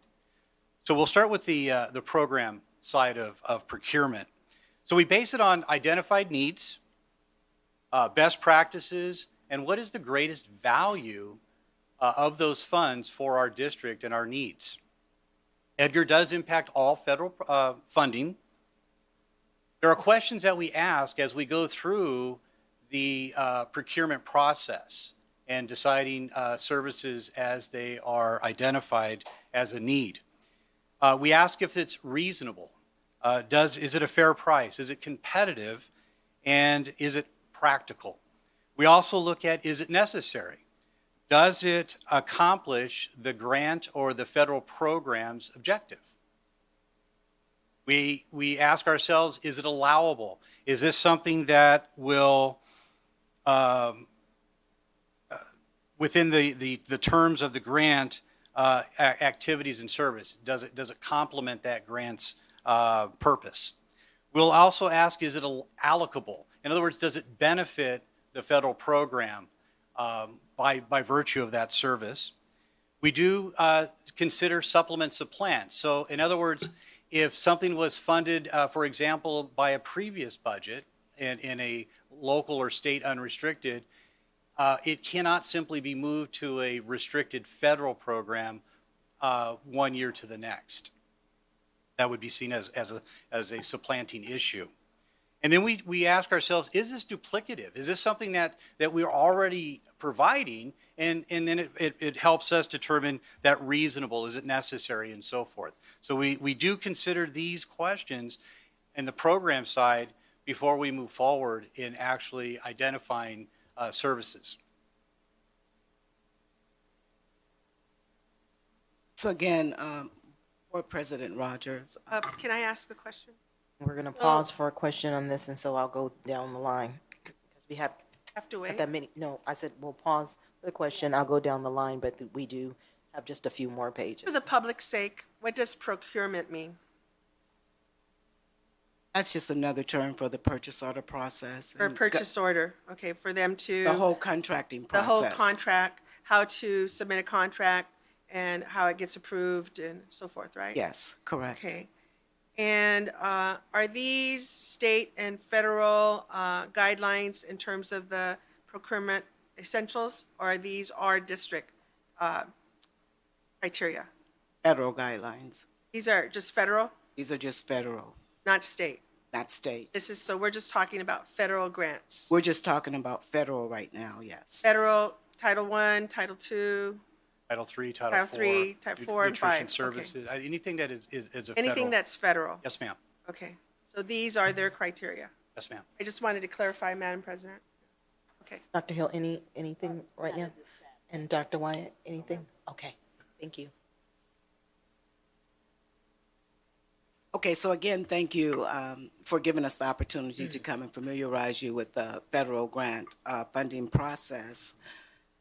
So one of the first requirements that we were required to meet in going through this was to update our board policies, which we brought to board on September 17th, and the board approved those. And that was a requirement to identify all the procurement processes that are identified in this new updated legislation. We were also required to update our procurement manual with the different procedures and processes that we go through, and we've also completed that. So once the grant has been determined, as Terry explained, through his department or through the categorical funding, that it's necessary and allowable and meet the grant objective, then the procurement process begins.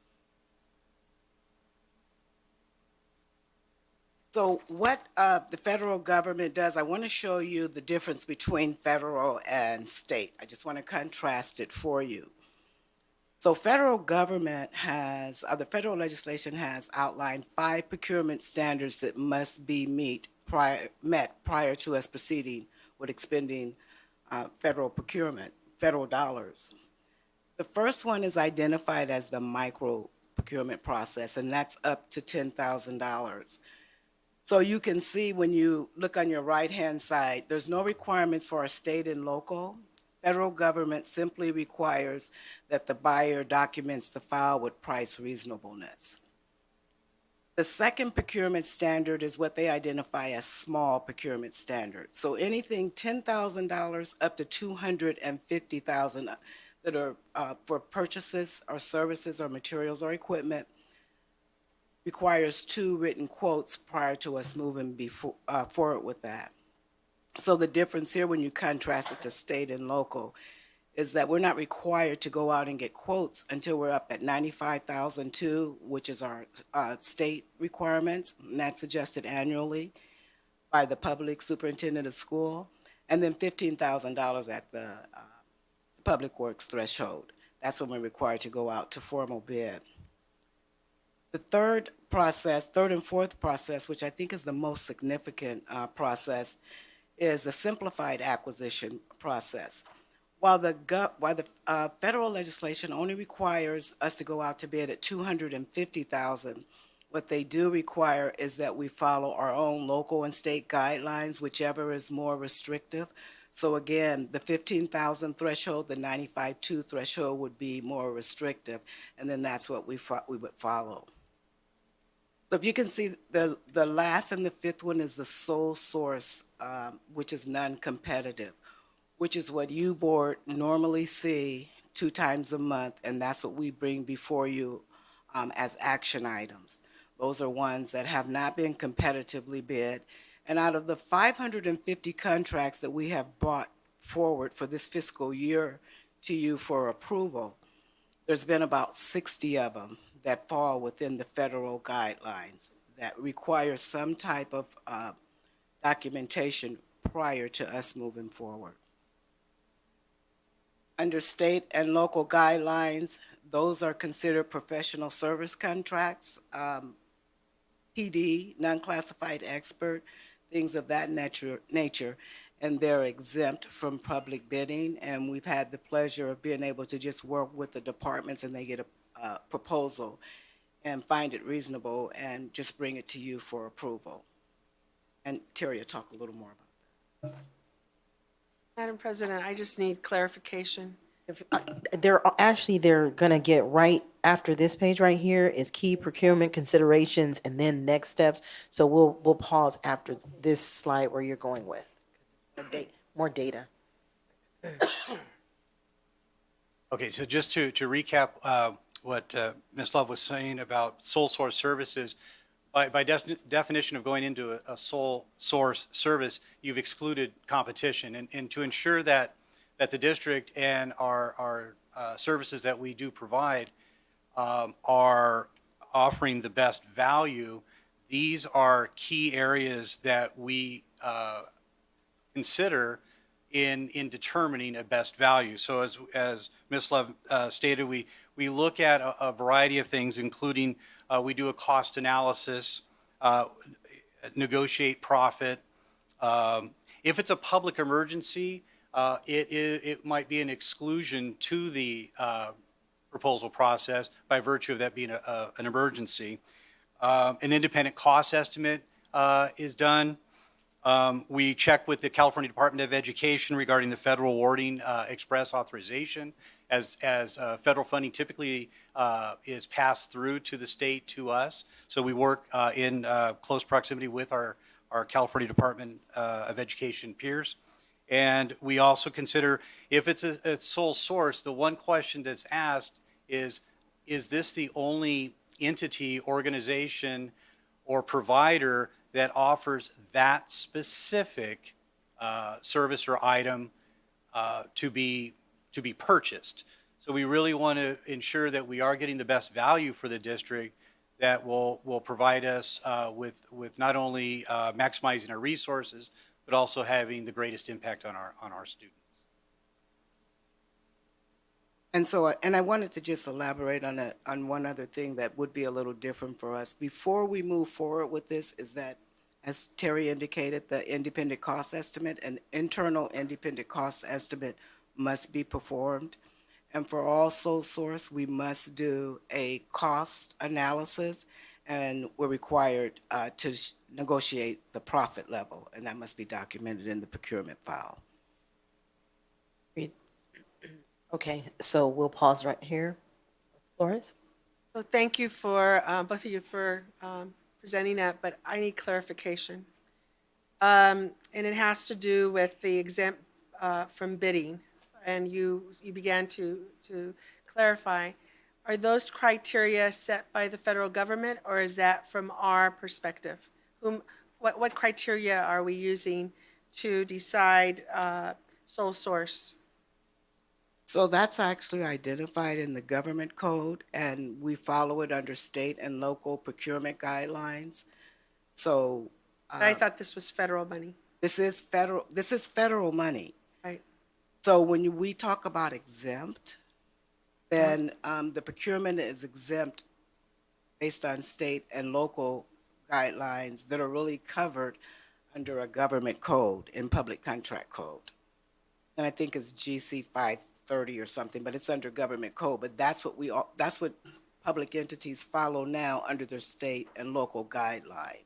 So do our contractors, are our contractors given the criteria to write their contracts using, or do they, these guidelines before they submit it?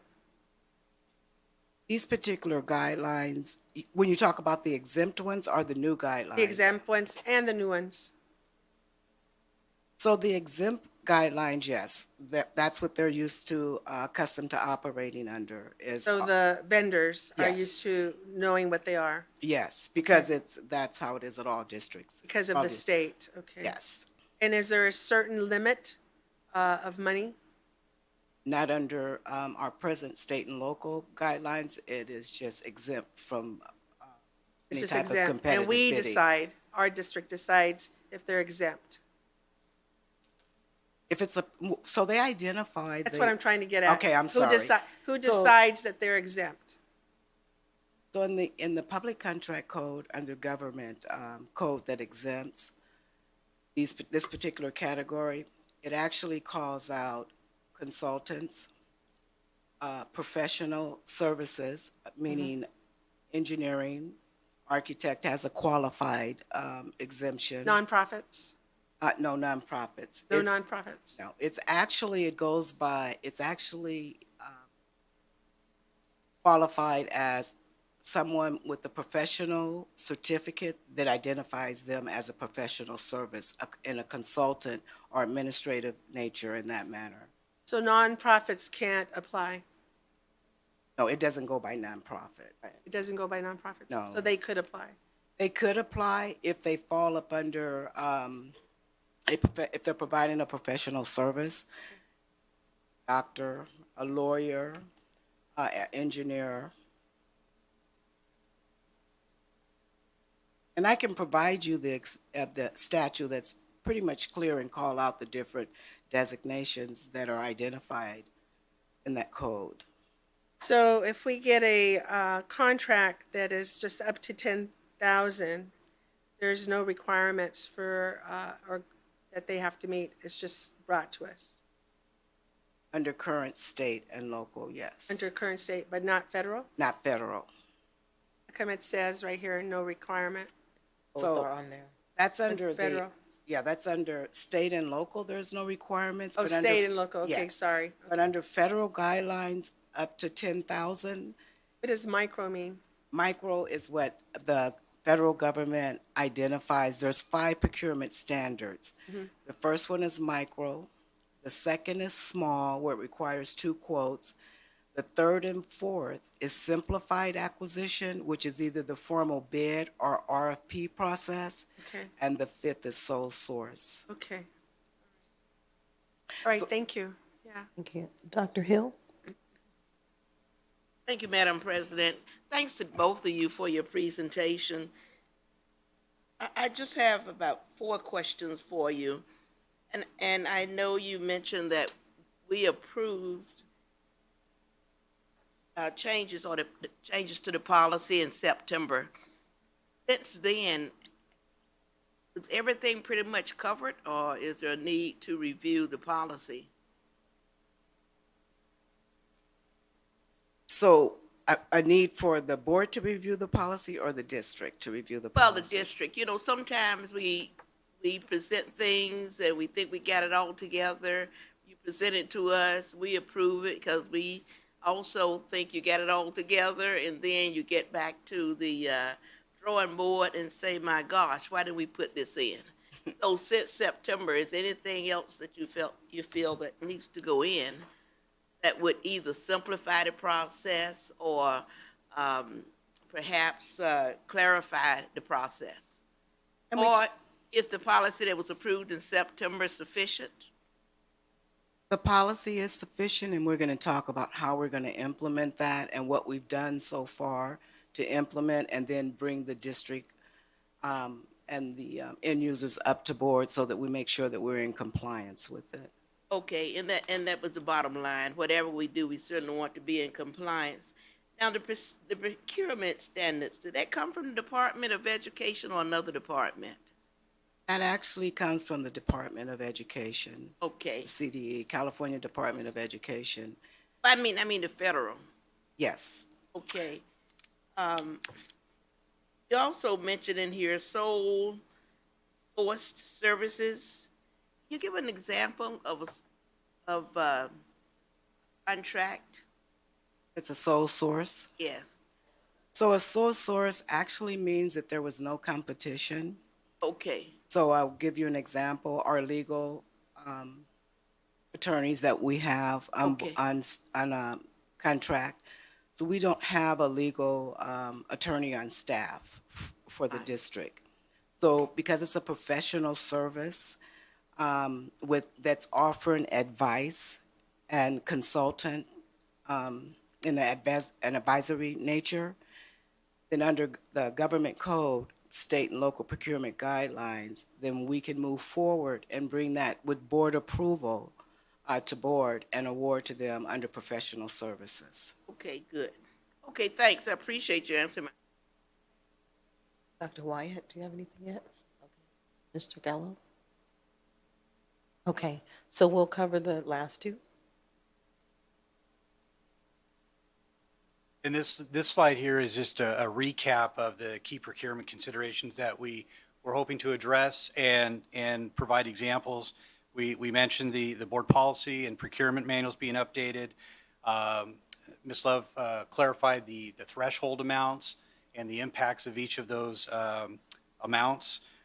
There is increased time because of the need to either get 2 quotes or to go out to bid requires time. So planning, intentionality, strategicness needs to be truly on the forefront of our execution of these in a timely manner.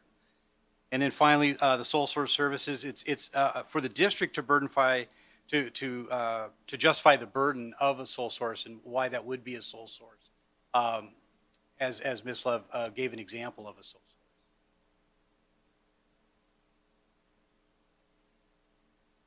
So when we talk about next steps, I'd like to just start out with what we've done first. So in September, we held a collaboration meeting with our department administrators. We kind of went over all the processes and what's required, and work with them on a process that we can pull together to try to make this easier and a little more seamless for the school sites. We also are holding a meeting on March the 20th where we're inviting all stakeholders in, the site secretaries, principals, again, the central department directors. And we have Terry's office and with Ms. King's office, we've been working jointly to pull together some forms that and make it more uniform that will help them through the internal cost estimate form that that needs to be submitted, to help them with the cost analysis if they're not accustomed to providing, and we'll work with them on that. And so we will start that in March. We've already started it, so we will start bringing them together and bringing them up and discussing with them and sending those forms out to them in order to develop this uniform documentation to be consistent in order for us to be compliant. It's very similar to our regular state and local process that we go through on the state side, so they're pretty much used to it. When we go out and buy materials, equipment, and supplies, it's very much similar. We go out to bid, we go through evaluation process, we identify different criteria, and they are involved in this process with us. So the only thing that's new about it is that it is for professional services. They have not had to go through that. So writing the scope of work is something that's a little difficult for them, and we'll be working with them, and we've been working to put something together to try to give them a format to make it easier and more seamless to them. And then we've been working with and speaking with vendors as we put this process together, and we'll be holding a meeting with them and bringing them in and orienting them on it as well, and putting a package together that will help them through this process. As will all the other they'll be going through this on federal funding and sole source procurements with all the districts around. Thank you. Mr. Gallo? Yeah, thank you, Deb. That's great. The last part was, I think, a critical need, just to kind of, create a guide for some of the sites to figure out, when do I need to fill out this form or that form? How do I submit it? What are the timelines for it and things like that? Because it just seems like it's a new process, and not from your standpoint. I know you guys got your act together, but you get so many people inundating you with questions about things that I just don't think the sites understand when a certain process is to be, initiated, and what forms and things they need. That's been, at least just in some of the relationships we've had with some of the various schools, that they've expressed confusion over. So I think this is going to be a great effort. I applaud that. Great. And thank you all for coming. I think the only thing that I would add is one process that seems to stick out often is the fact that I think traditionally when individuals are getting contracts, they may attend the board meeting where we're taking action. And so we need to define that. Really, I would recommend that if it's coming to us, then it should be either contingent upon. I don't know if we can change the verbiage, just like we say up to on a contract, because we run into issues, and traditionally for our community, they rely on the board making that decision for them to take action. And so historically, it's been the night that we say yes is approved. I don't know if there's a communication piece that is clear, that says when you can go to, to the sites or do whatever work that you're doing. It's just like signing a contract to work, but we need to clarify when is it official? Because we don't know whether people have insurances in or whatever all this process is, and laws do change. And so it puts us in an awkward place. When did it happen? What day did it occur? And then trying to figure our way through something that if we can't do it, we don't want to do anything illegal. If we can't do it, we can't do it. But I think historically that has been a concern because it's, that's kind of the impression when we do it on board night and we've applauded people and great and, they're anxious to do the work. But if there's some things they need, is that really approval? Is it a pre-approval?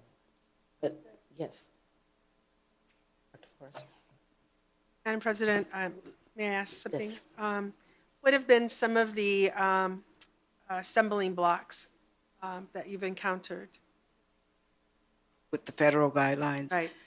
Actually, what we've done is just putting it together and making sure that we meet all the guidelines. And this, because we're starting this in the implementation process, so what we do is our goal, and we work collectively with all the department heads and the Assistant Soup's office to make sure that we have a contract in place and ready to go. And it's already been signed by the outside firm and just for approval after board. Certainly, if that hasn't been done by the time it goes to board, and all vendors are made aware that the date that we plan for it to go to board, we usually send something out and we tell them you're not to start work until we get a signed contract back to you in a purchase order. So we make sure they're aware of that. If we do run into an issue, and sometimes there are maybe issues with insurance, I know during this particular time, we did have a few contracts that ran into the transition period. And we did reach out because we plan so far in advance to make sure it gets vetted through to get to the date. So when we found out that we had some that really exceeded that threshold, that there was some due diligence we needed to do, we immediately reached out to them as we normally do and say, this is going to board, but we need you to hold off. We can't start services and we can't get it improved. And in this case, we did go through all the different federal guidelines with them. So that is our normal course of business. So once you've gone through all of that and they've been vetted, then they can start? Yes. Okay, so, and they're clear on what they have to do and so forth for them to be approved to move forward? Yes, we do. We put it in So, writing to them. This is an important question. From this point on, as a board, are we to assume that they have all been vetted and gone through all the criteria? Because, you bring them to us, and so we don't know all the back, all the back procedures. So the question I'm asking you as a board, once you bring these contracts to us from this point on, are we to be assured that they've been vetted? We will make sure that you are absolutely assured that they are vetted and that the contract has been signed and that's ready my to issue the concern. next And, day. even, and I don't know if we need to add the wording in there, because we don't know. And if they ask us questions, we shouldn't be answering things that, we're not really clear on the changing of Title I and whatnot. So that, Right. Dr. Flores, is definitely the concern. And if we need to put something in practice or, give direction, that's what we're trying to do, is clear up this going forward, because even the vendors sometimes think it's the district that's cutting checks. And there's a conversation that either is not clear or, everybody's ready to go. And I think it's more being eager to go. But if you don't have all of these things in, the funding then becomes the primary issue. And so we want to avoid that because, when the contract comes forward, I'm sure people have their workers and whoever's going to do what. And so if we need to shore that up by putting something in place, that's what we're asking. Right. Yes, we can do that. Thank you so much. I just want to compliment both Terry and Deborah. We're really blessed as a district to have the two of you. Your expertise is paramount. So thank you for what you've done and put here tonight. Thank you for your many trips to the right people and places to make sure that we're on the cutting edge of doing the right thing. So thank you so much. Appreciate it. Awesome. We are now moving to item 9.2, Student Achievement KPI, English Learner Progress Indicator, Educational Services. Yes, Board, thank you. We're very excited to present. As always, I just want to continue to compliment the Board on their focus on student achievement. This has, I think, really been one of the strongest points you've held as a board, constantly keeping student achievement before you. And so with that, Dr. Mitchell, Ms. Ann Applegate, I believe have a great presentation lined up for you tonight on our English Learner Progress Indicator reclassification. Thank you, Dr. Mitchell. Thank you, Dr. Marsden. Board, tonight we have another key performance indicator for you. Tonight we'll focus on English Learner Progress Indicator, or ELPI. And so you'll receive an update on how we're doing and how our kids are doing, our EL students, as it relates to the ELPI. Next slide. Who's forwarding our slides? So tonight we have 4 objectives.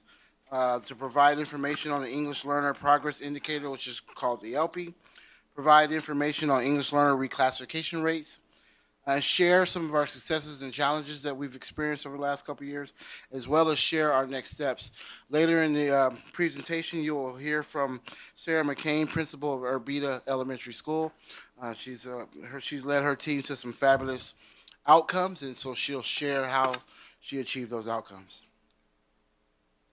And so, board, this is our driver slide, or our bottom line slide. Our reclass rates have increased in elementary, middle, and high school from an overall reclassification of 16 to 17.7. We're very proud of that. In terms of ELPI, our current status for ELPI is 42%, which means that 42% of our English learners made expected progress toward English proficiency, according to the ELPI, according to LPAC assessment. In terms of our achievement, our English learner achievement in CASP, we shared that with you earlier this year. We were kind of flat and we're a little down in language arts, a little up in mathematics, which the state has classified as maintained. Some other outcomes for English learners, our English learner student group in graduation increased 6.5%. Proud of that. A to G completion, we increased 2%. And our CCI indicator is up 3.5% for English learners. And again, we saw a slight dip in CASP, ELA, and math. And so just a little bit about the ELPI. What is ELPI and how is it calculated? It's gone through some changes over the last few months, but right now how the ELPI is calculated is based upon our LPAC scores. And so it has three kind of calculations. Number one, it includes the LPAC summative assessment, or SA takers who increased at least one LP level between the current year and prior year, plus our summative assessment takers who maintained a level 4 between current and prior year.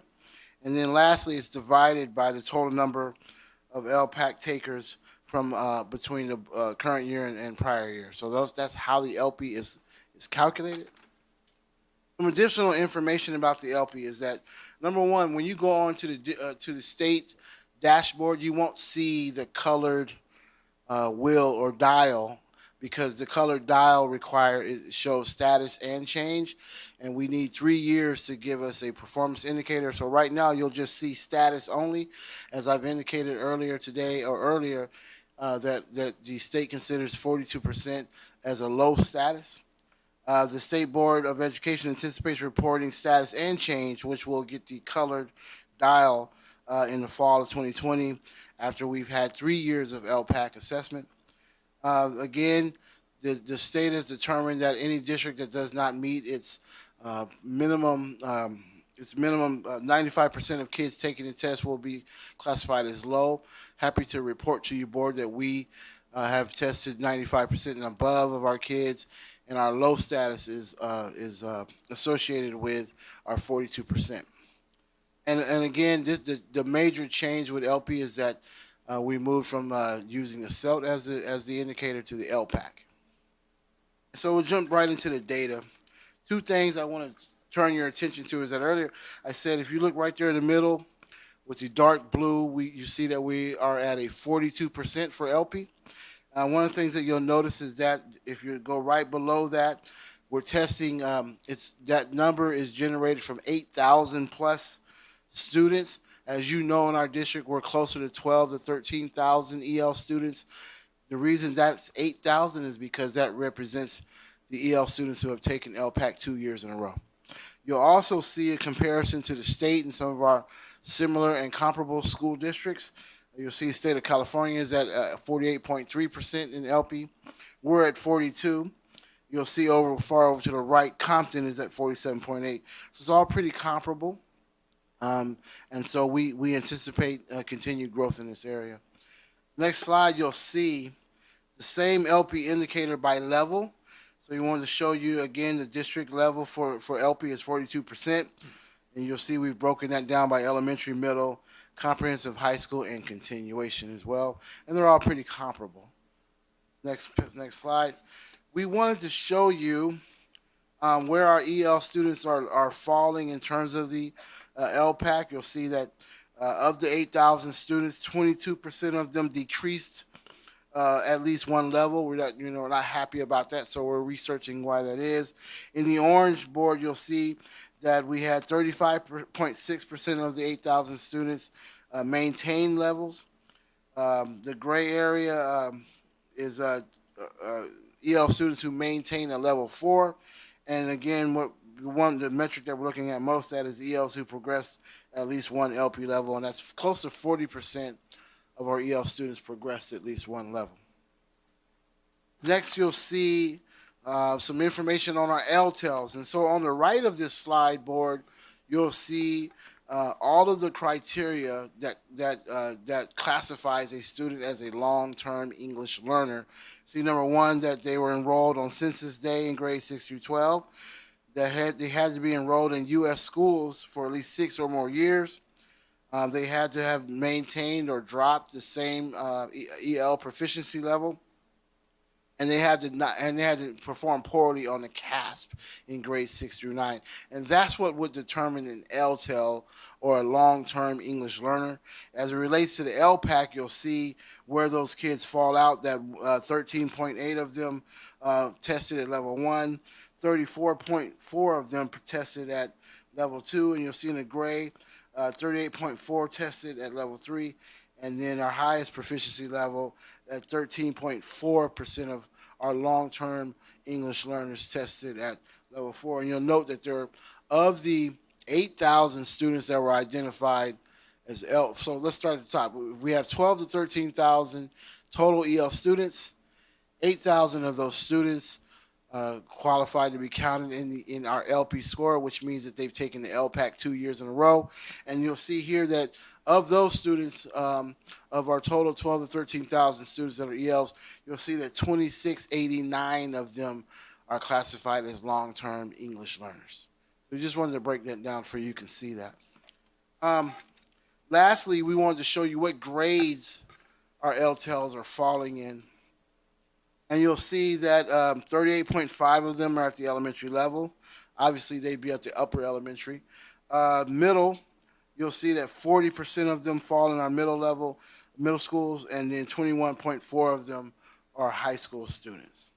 And so at this point, I want to turn it over to Anna Applegate, our Director of Multilingual Programs, formerly known as EL Programs, formerly known as Prince. Good evening, President Rogers, Vice President Wyatt, Cabinet, Dr. Marsden, the rest of our board members. So we're looking at the next slide, which is the new reclassification criteria. So as you know, the state has kind of moved to now counting only an overall 4 on the LPAC as the part of the criteria. The rest remains the same. In the past where you did CELT and they were counting levels 4 and 5, so now it's just the highest level. Your next slide, you can see the reclassification rates broken down by district and then at each level. And we're proud that these have consistently gone up over the last 3 to 4 years. And as you can see at middle school, there's an extreme push. We have a middle school initiative where the buck stops at middle school, and we want to make sure that our kids are reclassified. So they're over at 30% there. When you look at the next slide, you can see in comparison to other districts, we're really doing quite well with our reclassification, and we're very proud of that. Only Santa Ana is a little bit higher than we are. So having said that, we have had some successes, some challenges, but some of the things that we really want to do for improvement, first and foremost, we're really focusing on professional development. We know that we need to help our teachers work with our students because it's not easy. So we're making sure that we're building their capacity. We're working with our ELFs, our English learner facilitators, with teachers and administrators as well. We also want to make sure that our teachers are familiarized with the new blueprints. The LPAC is a new assessment. It's only been given a couple of years, so 42% is pretty much like our baseline. So we want to make sure that our stakeholders are more familiar with the blueprints and the kids understand what they're being asked.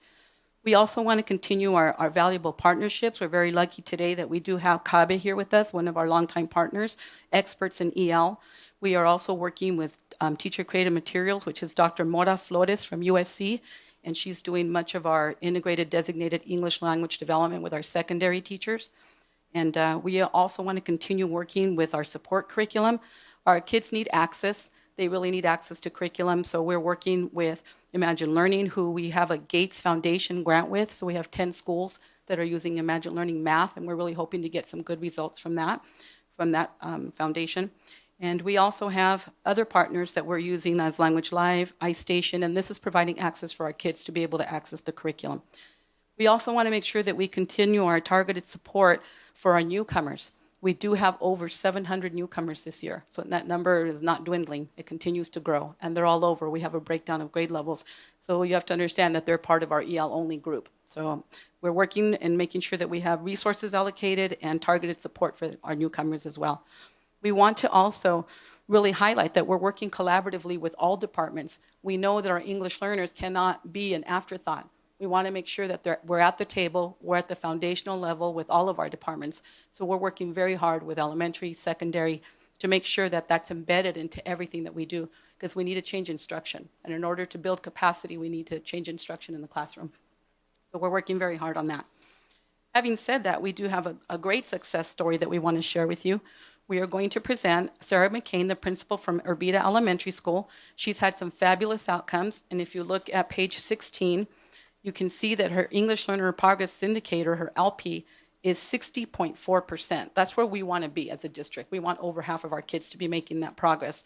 You also see that she has made some good progress on ELA, CASP, and math, and it's actually broken down more on slide 17. So if you look at her English Language Arts, the left side is the state, what the state has done, and they're in orange. If you look at Urbita Elementary, she's in yellow. So she has increased actually 7.9 points in ELA. If you look at math at the state level, ELs are in orange. If you look at Urbita, they're in yellow, and she has actually gained 22.1 points in mathematics. And if you see slide 18, oh yes, I'm sorry, yes, her reclass rate is also above state average. So it's 16.9%, which is above the state expected of 15%. So she's kind of hitting it all out of the ballpark in all areas. And if you look at slide 18, you can see the tremendous growth she's had over a couple of years. So she is here today to tell you a little bit about the Urbita story and how they gained these great gains. Congratulations. Thank you. Thank you to my hardworking staff. But good evening, Ms. Rogers, Dr. Wyatt, Dr. Marsden, the board and cabinet. Thank you so much for allowing us to take the time to share with you about our successes. Do you mind going back to the first slide for Urbita? So just want to, toot our horn a little bit because our staff has done some tremendous work here. Again, our LP score was 60.4%, which is considered high, and it was more than 12% above the state average. For the LP. On our language arts CAF scores, we more than tripled the growth of the state and outperformed the state CAF scores by 13.9 scale score points. And then with math, we 10 times the growth in math that the state did beyond the state. The second set of boxes compare the math scores again. And even though we're not quite where we want to be, we've made tremendous progress, and we're really proud to celebrate the success of our students. So some of the systems that we've had in place that have contributed to our growth, I'd like to talk about 3 of those. So first, under the direction of Dr. Mitchell and elementary and secondary instruction, each of our school sites selected a professional learning focus that would span across a couple of years. And so at our site, we decided that we weren't satisfied with what our students were doing, and we knew they deserved more. And so we chose a focus of inquiry because it was new to us, and we knew it was relevant, and we knew that it was something that could create a student-centered classroom. So as we set to work, we were fortunate to have a lot of networking, and we had Ms. Andrea Schindler, who connected us with Mary Walls from Action Driven Inquiry. And Mary had done a lot of NGSS trainings with several of the school districts around. And so after a lot of research, we went ahead and hired Mary, and we set to work on building collaborative units of instruction around a local phenomena that students would have an opportunity to solve. The units of instruction naturally incorporated academic vocabulary, opportunities for authentic collaboration and rigor, all things that contributed to the growth of our English learners. But in order to do that work, our teachers needed substantial time to create these units of development, so they needed time to collaborate. One day I was sitting here at a board meeting and I was hearing Luis Chavez present about his professional learning focus. It was much aligned to what ours was, and so we scheduled an appointment to meet with Luis. We went over his collaboration calendar, and then we decided to set to work on how could we adapt this for our school site.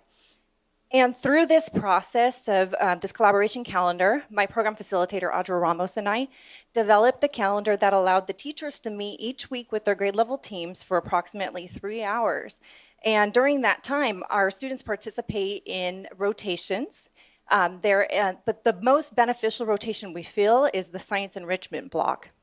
So that opportunity is hands-on learning with academic vocabulary, opportunities for collaboration. In addition to that, we're very blessed to have a dual program at our site. So we believe that that's the third biggest contributor to our student growth. Through the multilingual department under the direction of Anna Applegate, our dual teachers have received substantial training in guided language acquisition development, or design, Kagan cooperative learning strategies, and more. And because we have these collaborative systems in place for our teachers to meet and plan, those dual teachers are able to then come and disseminate the information to our mainstream classes.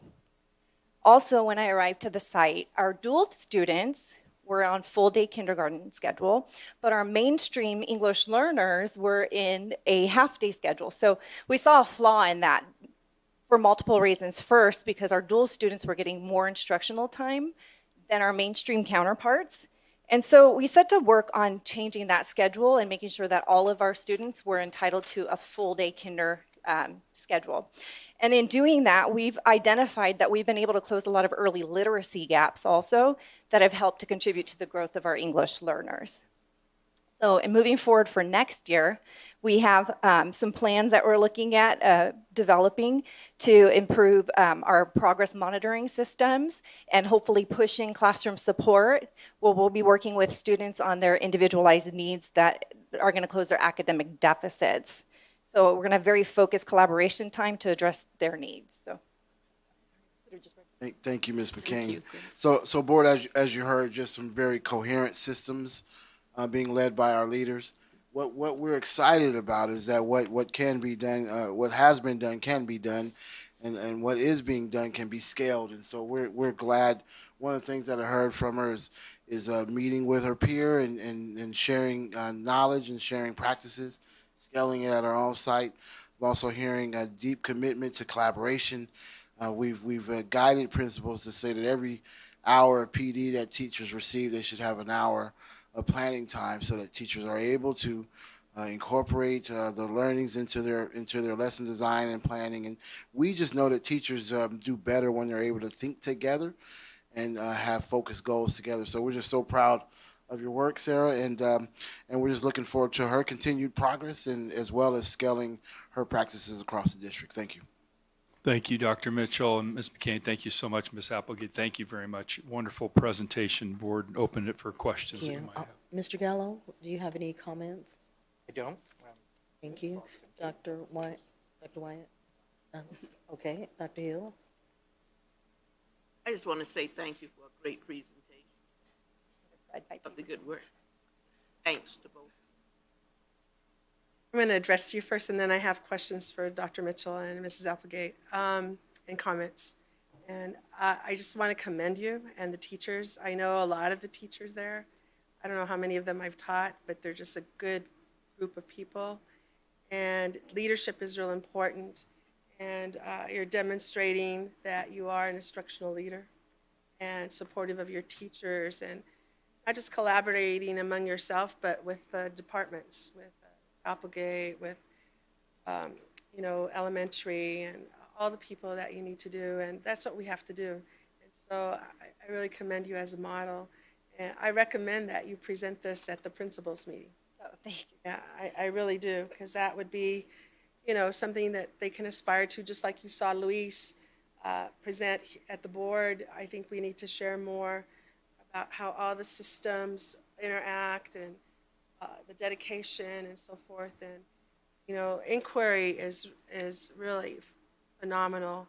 And, you know, we know from research that it's content and curiosity that drives the acquisition of knowledge and language. And that's so important. And organizing, teaching, learning like that is key. You're shaking your head so you know, because you go in those classrooms and you see all of that. I'm going to come and visit. So, You know what? The staff is so open-minded, and it was the focus they wanted, so I just had to figure out how to support them. But Right. the kids are having a blast, and so is the Right. staff. And the fact that you said the dual language kids are there, and then that you saw that you had to have extended kinder also for the mainstream kids, that's important. We know the more time that they have and engagement that they have, that they're going to move towards that. But it's the quality of engagement that you know, increases the kids' knowledge and so forth. And when you're successful, the kids are, I mean, teachers, when you see success and you experience success, teachers are pumped, and so are parents. And you just grow and grow and grow. Thank you so much. Thank you. Yeah. I have several comments and questions. I'd like to go back to slide 6. And I would like to ask Ms. Applegate, I know, how many ELs do we have total? We don't have 8,028. Dr. Mitchell said we had about between 12 and 13. So these are just to clarify, these are just the kids that have 2 years of LPAC, right? That's correct. Okay. So that means next year we'll have an additional 5,000 kids that we're going to have to test. Theoretically, correct? if they stay with us, and Yeah. yes. So my question is, are we prepared to, you know, do this assessment?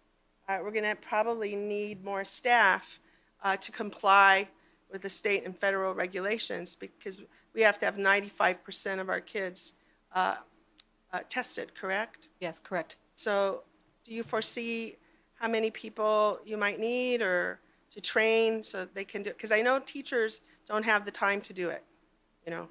Yes, and as our students are coming in, we also have students exiting. They're graduating, so the number doesn't fluctuate hugely. We sit between 12,000, 13,000 every year because of that, because outgoing and incoming. But we also work very closely with Barbara Richardson's office, Accountability and Technology, Ed, and we co-train and we work with the site trainers to make sure that they are all compliant with their percentage. Mm-hmm. But I'm asking you, you think you're going to need additional staff? We will look at that. We'll take into consideration. Absolutely. So that's 'Cause something that's a lot of that we can kids. really look at and Yeah, see. 5,000 kids is a lot of kids. And I know we would be in violation, board, of state and federal law if they were not all assessed. I checked on that today. I checked with the state. So we have that many kids, and including the RFEPs, how many ELs do we have in our district out of 49,000 kids? Right now, we're sitting at approximately 11,000, and we did reclassify approximately 2,500 kids. So it's there, 13,000. That between 12 and 13 is always pretty much what we Okay, see. of total kids that Including we our have? FIP, yes. And that does not include the LTELs? That includes the LTELs. That includes the LTELs. Okay, then on page 8, on slide 8, it's the 2019 student English language acquisition results. It's almost half of our kids, the blue and the orange, that are not at level 4. And so that's kind of discouraging to me, and that we only have 42%. When I was a teacher, 42% is an F. Yes, that's correct. Yeah. Anything below 50% is an F. Actually, I had higher standards. So I think we need, as a district, to begin to direct our resources in terms of supporting our teachers and our parents. And then on page 9, the slide, we only have, it says the N was for the long-term English learners. We actually have 2,330 out of 2,689 that are not at level 4.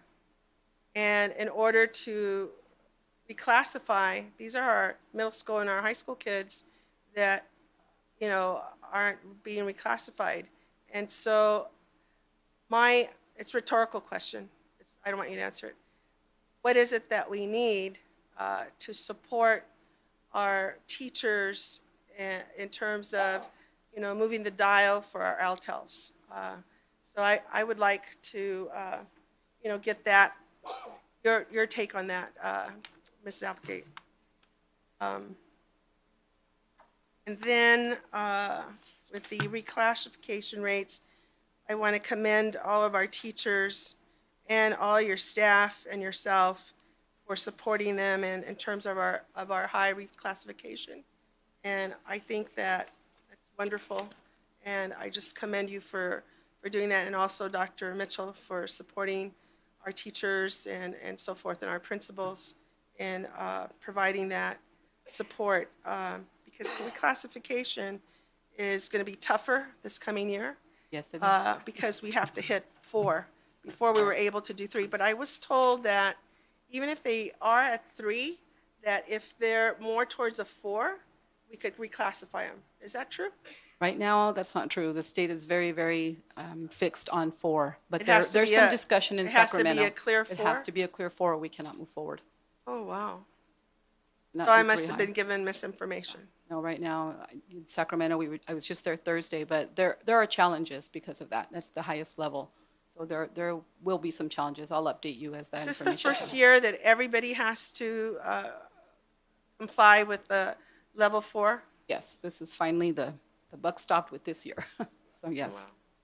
So that's going to be, That will going to be a change for next year, challenge. yes. I wanted to ask you, do the teachers ever see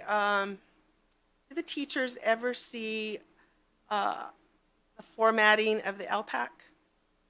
We've been doing training on it, and we have submitted materials to all the school sites with the actual blueprints. So that is one area that you saw in the next steps that we really, really want to be strategic about so that they are more familiar with it. Because absolutely, without that 4, we will expect to see some drops in Because reclass. sometimes kids know stuff, but they're not used to the test format. And And it so is we very have different to, from the CELT. we have to Very teach them different. the test format. Okay, and my last recommendation is, I was just given this new book. It's called the LCAP Toolkit, using research-based tools to promote equity for English learners.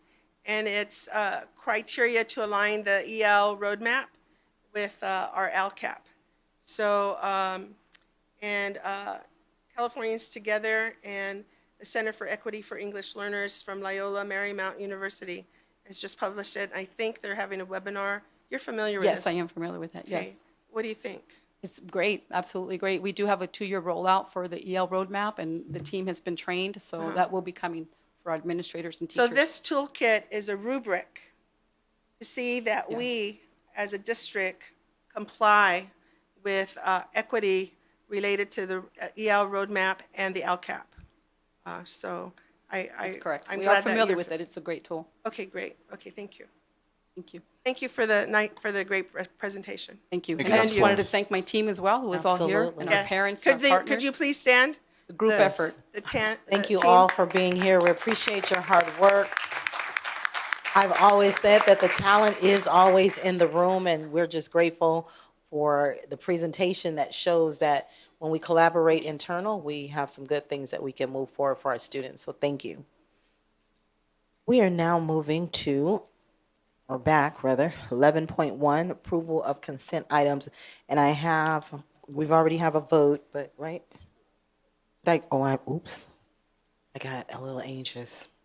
I wiped out two people, us and the superintendent and staff. Let's see. Oh, yeah, here. Oh, I moved forward. Well, yeah, I did.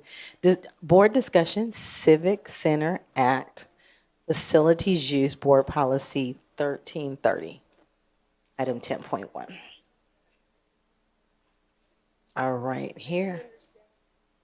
Item 10.1, board discussion on the Civic Center Act, Facilities Use Board Policy 1330, 10.1. So I'll let Ms. Christakis frame this for us. She's aware of this, I think. You have it in front of you, the facilities board policy on the use of facilities. Or Dr. Volkmer. And you, board members, in case you don't have it in a printed form, you can click on it. It's right there. You can see it and view it. Board, we have an 1.1. existing policy that provides access to our facilities. Community can use the facilities. There are associated fees related to use for the facilities. And we have regulations around ensuring that folks that use the facilities have insurance and other requirements so that we're protecting the district as well as opening our facilities to our community. Okay, so we're opening up, Ms. Christakis, were you done with your comments? So we're opening up the discussion on the policy. One, I think the board policy individuals, might be something that you all really need to look at, because we want to make sure that we as board members are being, in line with the requests. So I believe there may be some comments surrounding this. So Mr. Gallo, we'll start with you. And Janie, could you refresh us? Are there approval criterion for what things we would support? Or is it simply anybody that requests it, we just go through, the compliance requirements? There's different levels for different types of group that access our facilities. We don't allow alcohol. There's different, have a list of do's and don'ts for the property, because we want to ensure that when school sites come back, that the property is in good condition. Generally, it's open to anyone that requests the use of facilities, as long as there's not any intended damage to the facility, and we ensure that they follow our rules and regulations. So we have administrative regulations as well that provide some guidance. Well, for instance, there may be some uses for certain groups that we might not wish to host at a district. How would we make those determinations? So I would have to get back to you. We're pretty open to, there's very open guidelines that the facilities are open to the public. So depending on the activity, I'd have more details on what you're asking about, so that we could tell you, and Mr. Reese has more details on the ins and outs of the. Well, and thank you, Janie. And kind of what generated my concern about this issue was the fact that the district facilities were used to basically advocate for a position that should have been, in my mind, a board decision. And these facilities were used as a backdrop to basically oppose a economic development project here in the city. And, a very large economic development program that went through all of the approvals and public hearings, et cetera, and that our facilities were then used as a backdrop, implying that the district actually agreed with the opposition of this project. And that is simply not true from my understanding. The district has not taken a position for or against the project, and yet the use of the facility had indicated that by the backdrop and, school board member participating in the press conference, et cetera. But we can't restrict it based on different views. You can imagine that could vary widely among groups.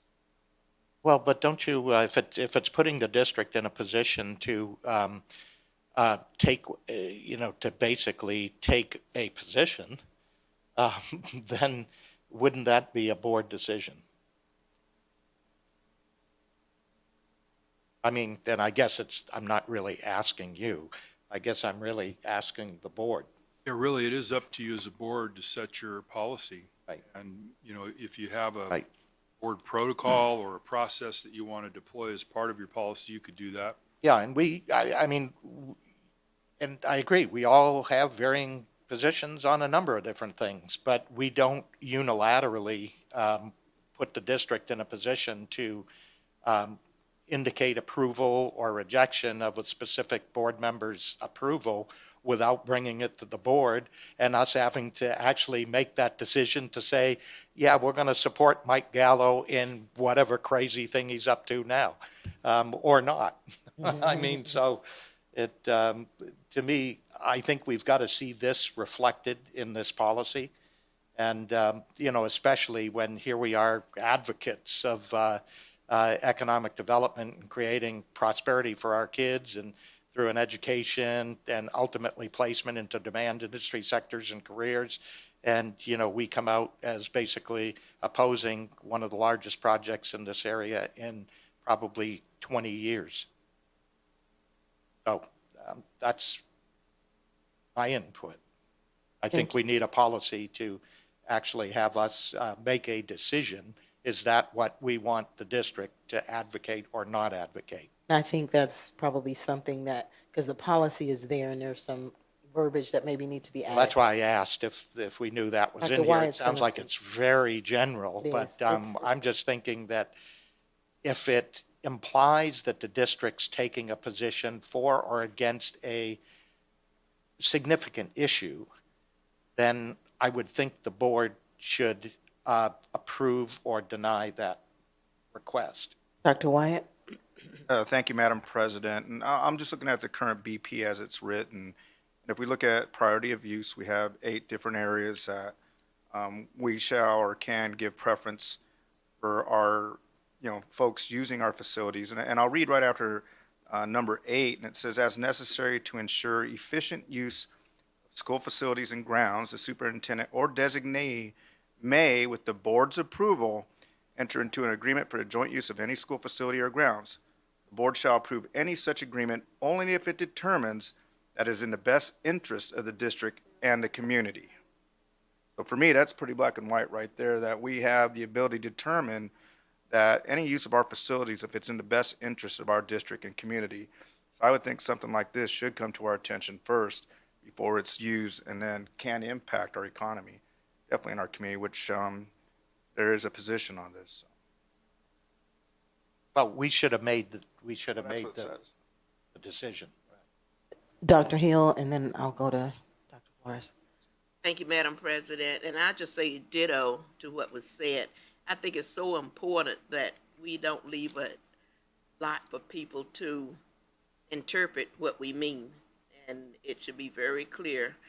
And I agree with you, but what you just read, it fits the bill. And we just need to follow the policy. Thank you. Dr. Flores? Madam President, I concur with my colleagues. I would also add that we put another bullet in there, number 9, that it would not be used for political props. Our facilities would not be used for political, or I don't know how to say, yeah. What did you say?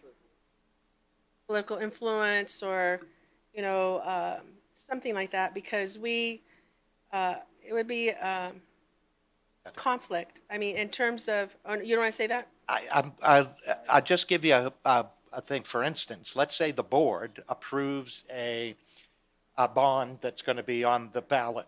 It's going to be a measure on the ballot that's going to fund public education to, whatever. We all say, yeah, that's a great thing. So we can't advertise that or we can't use our facilities for.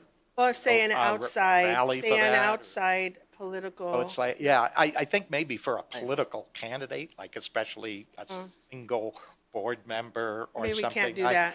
What I wanted to do is put in there that that, to capture I what your understand concern what you're was. saying. Maybe I- I don't know, maybe I'm not saying it correctly, but I I get wanted it. to capture what everybody was saying in terms of vetting, Yeah. vetting each, But I think if the person. board should make the decision. I mean, for instance, if a political issue was to come up, Mhm. then the board would say, well, yeah, let's vote on it and we'll weigh in on it.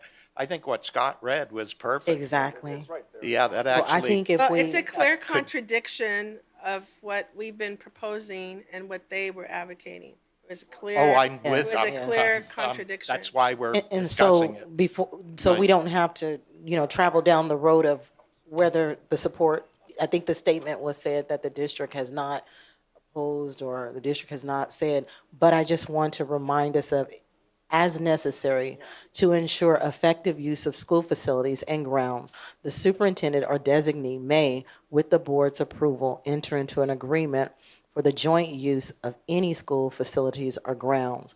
The board shall approve any such agreement only if it determines that it is in the best interest of the district and the community. So I would encourage the policy committee to look at it again, see if you're okay with this, because we're not going to change the wording tonight, but that is the charge of the policy And committee. then also, Madam President, I was thinking that Yes. it would be like either Superintendent Marsden or whoever is the Mm-hmm. next superintendent or whoever is in charge of okaying the use of facilities is aware that they cannot do it unless we approve it. And it's designee, it's stated in there, Right. or designee, if it's not, so. Dr. Flores and colleagues of the board, it says the board shall. Right. And when you talk about legal language, that means Don't have- it's up to us. Yes, We have ultimate yes, authority over that. Shall or must means the board makes that determination. Yes. Mr. Gallo, did you have a final And comment? just kind of, because use of facilities, I mean, I know that these deal with cleanup and other kinds of, behavior on the facility and everything. Let me just ask a question, maybe Janie, you know this. For the use of facilities for that press conference, did they go through this process and sign a facilities use agreement? They followed the process. My understanding is they had to sign, they had to show that they had insurance. Anyway, they had to show they had insurance. Yes. So one comment is sometimes, we don't always know what people are going to say. Or we don't always know when they go to use a facility that they're going to say something specific. We don't have all that And so always that, ahead of time, but we'll bring Although this one was pretty. We'll bring Yeah. a Obvious. recommendation that falls within the guidelines of the Civic Center Act. Okay. We'll bring recommendations to the policy. and the policy committee. committee That's get great. together, Thank and we you. can do Thank that you. sooner than later. Thank you for that discussion. 10.2, we're now at board members' reports and comments, and we'll begin with Dr. Flores. I just want to thank our cabinet for all of their BCs. I really appreciate all of them. I thank Ms. Christakos for, that was very comprehensive in terms of the update on the safety and threat assessment of all our schools. It was overwhelming in terms of what needs to be done and the cost factor. I was like, we gotta think about what a plan, like a 5-year plan or a 3-year plan, but I know our safety, our kids' safety and our teacher safety and principal safety is very important, our parent safety. And so I thank you for that. It was very comprehensive, and your staff for doing that.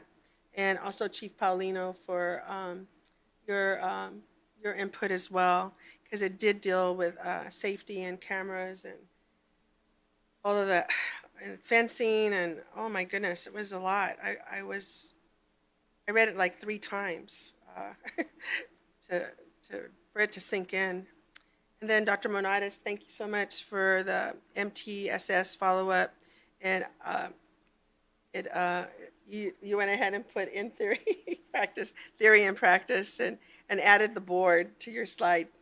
Good deal as stakeholders. And then I also wanted to thank Chief Paulino, because I was concerned about the use of pepper spray, but you explained it to me, and it's not used often, but only when, adults are endangered or children or students are endangered. So, but it still kind of frightens me that we have to use it. But I understand the rationale. I just want you to know. And then, board, census is coming, and I wondered, there are some districts that are allowing our parents to use their labs and their computers for them to fill out their census. I think that would be really, Dr. Marsden, I think we can, right? We can do that. And yes, already the parents came, that we're doing it. That we are able to do that. I think that would be great, so especially our preschoolers and all our families that come.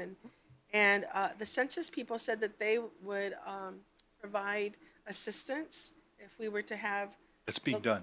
It's been done? It's being done. Oh, it's yes. being done? Yes, what you've just said is being Oh, done. in our schools? Oh, great, okay. I wasn't aware of that. In all our schools? So it's not in every single school, but our Family Engagement Office has actually partnered with several groups from the county that are helping us facilitate that. Okay, So great. it's not at every single, not all, 70 plus school sites, but we're being strategic based on what the folks who actually are running census are Okay. informing us. Oh, that's excellent. Thank you. I didn't know that. I know we talked about it, but I wondered if we're actually doing it. Thank you, Dr. Pettis. And then one last thing, I'm really looking forward to Literacy Day on Saturday at San Gregorio, and Tasha Doyson is directing that. I've been going to their literacy task force, and I participate a little bit, but just observe, and they've organized a great literacy campaign. So, a great Literacy Day. I'm planning on attending. I hope that some of you can go too. And it's from like 9 o'clock to 1 p.m. this coming Saturday. Thank you. Thank you. Dr. Hill? Thank you so much. I want to say first, thanks to, I would probably say I would like to say all of our schools, but a lot of our schools that I've had a chance to visit this past month, just saw some interesting, unique, and wonderful things going on for students. And I just appreciate so much those who have such compassion for the kids and what they're doing. I want to say to Cabinet, thank you so much. I know you always listen to us, and I don't think we thank you enough for the good things that you're doing for us. You know, you never tell us to shut up and sit down. You always listen and get back with an answer. So really appreciate that, because I know sometimes I get on my bandwagon and probably should get off a lot sooner than I do. On the coronavirus, I'm glad to see the information here, and we're notifying our parents and students. I would like to recommend, though, that we make sure every classroom has sanitizers in there, room for the kids to use. Dr. Perez, thank you so much. I'm a big complainer about foster youth and homeless, and I had an opportunity to attend the summit the other day. It was absolutely wonderful. And for those of you who have not heard Giles Johns, he's fantastic.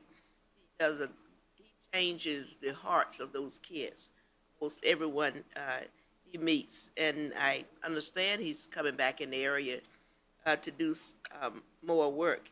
But I also want to thank county schools, because they paid for every student to get a copy of his book. And he stood there for hours and autographed all of those copies for the students who were in line. So we have some phenomenal things going on with and for our students. A real disappointment, and it's with regrets, I don't remember his name, but we had a 7th grader at King Middle School pass away a little over a week ago from cancer. So I'm hoping that perhaps we can close out our meeting in with respect to him. And other than that, I just want to say to all of you here tonight and all of you who work for the district, our parents, our police, and everyone else, thank you for all the good work you're doing. And I know someone posted this little thing on Facebook of the bad districts, and I think we were listed as number 10. I remember when those things used to get on my nerves, but I look at them now and say, if you think we're number 10, you sure got this one wrong, because we're doing some really neat things in our schools. And I'm just hoping our staff members know they're doing a good job and how much we appreciate them. Thank you so much. Dr. Wyatt? Thank you, Madam President, and just a couple updates and some events that I was fortunate to be able to attend. This past Friday, actually two Fridays ago, I was able to go to the Hawk Battalion ROTC Ball, which is always an amazing event when we see our young men and young ladies decked out in their military outfits and just performing a number of demonstrations that they were doing, and just the ladies too, as they looked sharp as a tack. And one of the largest ROTC programs in our area, and then not just our ROTC, but from all over the county they come to. So my compliments to Major Williams and Arroyo Valley High School. Had an interesting invitation from Mr. Gil Navarro, one of our colleagues on the water board, to go to the Association of San Diego County Special Districts, which deals a lot with the different water districts in our area, and I didn't realize just how many water districts there are and the complexity of water. But was very fortunate to meet our friends from East Valley Water District, and I know some of my colleagues here went to the ribbon cutting the very next day at Indian Springs High School for our, and I don't know which particular pathway it is, and it has to deal with water treatment, I believe. Maybe Dr. Marsden knows a little bit more about that, or Mr. Gallo, but just a really, really nice, again, collaborations we have with a local employer in what we would call, a high-tech, high-demand, high-pay industry. So right here next to one of our high schools. I mean, it doesn't get any better than that. And then really did get a lovely opportunity to enjoy our honor band and honor orchestra on 2 different nights, elementary, middle school, and high school. And boy, those kids can bring it, let me tell you. And I'm looking forward. I didn't get to see, I know our choir's coming up, and we had an honor dance coming up. And one of my very favorites is the honor drum line, which I'm definitely looking forward to. So my compliments to our VAPA team out there and what they're doing. There's a lot of different things we do in our district, as you said, Dr. Hill, on, it's easy to look at test scores sometimes and say, oh, well, where we're ranked. But if you really look at what we're doing with our kids and what our students, more importantly, are doing, performing and achieving, I think we already know in many instances our kids can match up and go against anybody in this country. Matter of fact, one of the young ladies that was on the honor orchestra high school team, or high school band, I don't know, orchestra, whatever we call it, she was ranked nationally. She played nationally for the national orchestra team. So, I mean, that was testimony in itself that, the talent in our city is as good as it gets. And we know that in many different areas, whether it's sports, athletics, music, our mock trial team, as we've seen, been top in the county. So outstanding things happen here in San Bernardino, in our wonderful city, in our wonderful district. And again, they may say we might be ranked 10th somewhere bad on the list, but I know there's a lot more better things going on in this city than that. So great job out there to our community, our staff, and our kids. Mr. Gallo? Thank you, ma'am. What Scott was talking about was our partnership with East Valley Water District, and no, it's a great one. We've been working with it for a long time. I know Dale, that's been a passion of Dale's too, with the executive director and all of the board members as well, supporting that initiative at Indian Springs High School. And they've actually opened up a career pathway that'll be water resources and kind of wastewater analyses and treatments, et cetera. And it's kind of a great beginnings of a great technology lab that we'll have as another career pathway. They've shared with us some of the details of the retiring, aging out workforce, et cetera. And these are great paying jobs with longevity. And that's exactly what our community needs. I got, if you can believe this, I got some, Scott's pointing to me, I'll read that in a second, but I got a graduation assignments in the mail here in some of our packages. And, you know, it just reminds me that the work that all of us, all of you, our teachers, instructional staff do every day, you know, graduation is going to come every single year, and every day counts in this. And there's a sense of urgency that, look, I mean, our kids are rolling through here, and they're going to be either successful, maybe on a path, or maybe not so successful. And we have, you know, 180 days basically, right, to reach them and figure out how we can make the most out of their graduation. And that's always kind of, you know, it's a celebration time, graduation, but it's also kind of a sobering time to say, look, this class is done. We're done with them. And, or we've done what we can do for them here. And we just, I know it's kind of, it's just heartening to see the great work that we're doing and you know, pathways, opportunities. And it's really neat to see some of these graduates, especially in the seniors that, and the juniors that are now experiencing our career pathways, and hearing their brothers and sisters at graduation say, I wish that was here when I was here. And so the work we're doing is life-changing, guys. It really is. And it's meaningful. This is setting the course of our kids' lives, and it's foundational work that we're doing here. So I just applaud you and say, let's give it an all every single day till our students say and wave goodbye and say thank you. You wanted me to take something? I'm sorry, Scott. I got to put my, oh yeah, and what was this one for? Oh yeah, the Amazon one, right. And as you know, we were kind of on that path, that discussion about what they're doing. As you may have heard, we've got a pathway, of course, at Cajon High School with kind of a partnership with Amazon. They've invested and put some dollars in it. And as you may know, Amazon has now developed their own transportation network and developed their own airline.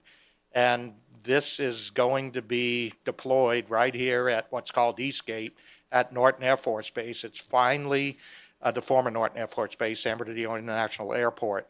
This is what people in this community have been crying for since 1992, when the base was realigned and closed. And, we, at least me personally, I'm the oldest commercial tenant on that base. We've been on that base with my aerospace company, et cetera, for decades and 27 years. And I have seen the growth of this airport. We're seeing it stabilize, and I'd sure love to see our partnership grow with Amazon as well. So that's all I have. Thank you for your comments. I won't repeat many of those that were already spoken about because I had a chance to attend most of those events.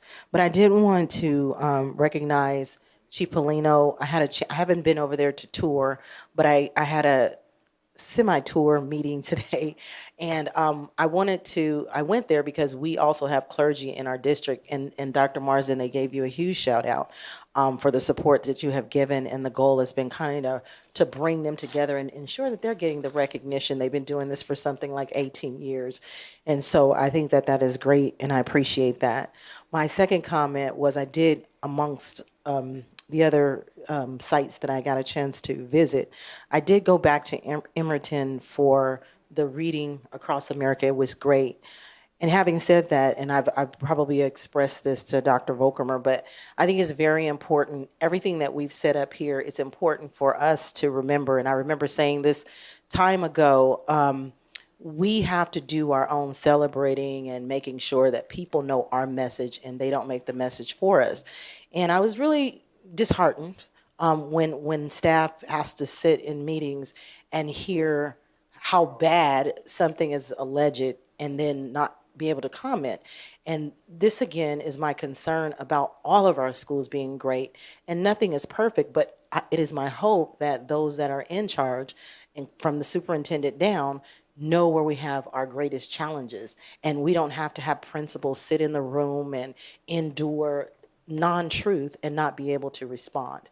And I know responding sometimes can just get a real sticky, but we have to message. We have to say what it is. Just like Dr. Hill said, there's stuff that comes out, and I'm not saying go on Facebook, and that is not the place to do the forum. But when we're there, we have to defend what we know is true. Otherwise, as a board member, I'm questioning, is it true? Then I get in the same position and I can't defend. And I want to be able to say, yes, we're doing this. And if there are some challenges, that we definitely are addressing that. Another thing that came to my attention is there was our laptops or our Chromebooks. A parent reached out to me and had to get their child's Chromebook fixed. So they figured out that process. But it was the follow-up, which was the concern, that the follow-up said that it's 90 days. Now, the problem is the parent was very logical when they said, well, my kid school will be over. So however that, missing the mark, whatever it may be, again, it was brought to my attention, and we give these Chromebooks out. I would assume, and I'm not sure, but I remember there was a time we had a backlog of Chromebooks, so why can't we swap one out for another? So please, look at that and make sure that, we're getting that message out. And then lastly, as board members, I think it's important for us to make sure that we balance, our comments, our information, because, there's some details that sometimes we just don't know. And I think we do our best to try to get the information out, but, it's not a challenge. We're not here to challenge anyone. We're here to make sure we get the best information, because after sitting in a meeting and someone sharing their concerns, clearly there's a disconnect. And I think we're all supposed to be working together towards a common goal. I want to be able to say that all of our schools are great, not the three. And you all know my feeling about magnet schools and specialized schools. There's only so many seats. So if you build one that can fit 53,000 students, then you'll have my support. But until such time as that, we have to do what's best for, the majority and all kids. Thank you. Those are my comments. Now at 10.3, superintendent and staff. Thank you, Madam President. And I will actually continue a little bit of the conversation around our Career Pathways Tour, because Board Ginger Ontiveros and I will be hosting a tour with our student board members this Thursday. So if you are interested in joining us, it'll be from 9 a.m. to 3 o'clock. You can come anytime during that time if you want to come for all or part. We'll be looking at pathways at Norton Elementary School, Curtis Middle School, and Cajon High School. So if you're interested in participating, you can let me know now, or if you could follow up with Karen by 2 o'clock tomorrow. We'd love to have you as part of that tour on Thursday, March 5th. Again, from 9 to 3, we'd be very happy to have you join us. So anyone that knows they're interested and can do that now, got to look at your calendars. Yeah, please do let Karen know by 2 tomorrow. That'd be fantastic. And then secondly, wanted to recognize one of our students. Congratulations to Indian Springs High School student Iris Morales on her selection as a City of San Bernardino's Outstanding Student Athlete. Iris has brought her scoring skills to the Indian Springs girls varsity soccer team and has played a key role in the team's winning season. And she has a 3.0 GPA. Go Coyotes, true scholar and athlete. So congratulations to her. And then finally, board, just wanted to remind you in light of my transition, I feel we've decided to reschedule our Education Bridge Committee. So if you have that on your calendar for Thursday, March 12th, please take that off. That's been canceled. Thank you. Those are all my comments. Thank you. Not yet. No follow-up date, but I think this information went out, so I can go ahead and share it now. Two of our, Dr. Hill, our board member, as well as our VP over at, I can't remember the school. Oh, King. At King, will be honored on the 28th of this month. Zeta Phi Beta Sorority Incorporated turned 100 years old this year. And Dr. Hill, who's nowhere near a century. Oh, I because was that going to her- say, happy birthday, No. Dr. Hill. I know I have to shape this, is getting the Centurion of the Year award for her service and her work, which is one of the highest awards that the sorority has. So she is a Centurion. But her statement was, that was her statement, was like, you gave it because I'm 100. I'm like, not at all. And then Eurydice see fit. So those formalized emails are going out. Oh, girls basketball just on their state play. They won 50 to 46 against, is it Hoover? Hoover, all right. Great, Cardinals, give it up, give it up. All right, thank you. We are now, adding more. That's the first time they have been to the playoffs. Wow. That's amazing. And this is our story. We were just talking about that. This is our story. All right. All right, so I'm moving to 11.1. So we have two items. I'm not sure which one was yours, Dr. Flores. Is 11 point, okay. I thought we had a motion. So we do the motion. Now we're at the, you gotta leave. But are you 11.15? That's Dr. Flores. We vote on the ret. Okay, so we just need to vote because we called for a. Okay. Okay. And we need to get that clear because earlier we're saying we're pulling then, but pulling them early, and then we were landing at the discussion, and then we were going to vote. That's it. Okay. Okay. Okay, so we need to. I move that we Thank you. approve the consent calendar. Second. Okay, it's been moved and properly second. Is there any discussion? Again, just a reminder, we've pulled item 11.15, 11.17, which we'll hear separately. All right. Yeah. So let's vote, right? Okay. And then okay, so we're gonna vote now, but then she's gonna move, okay. Gotcha, yes. 11 Now- point, Yeah, so the board will, okay. 11.15, correct, 11.15. yes. Yeah, good night, Barbara.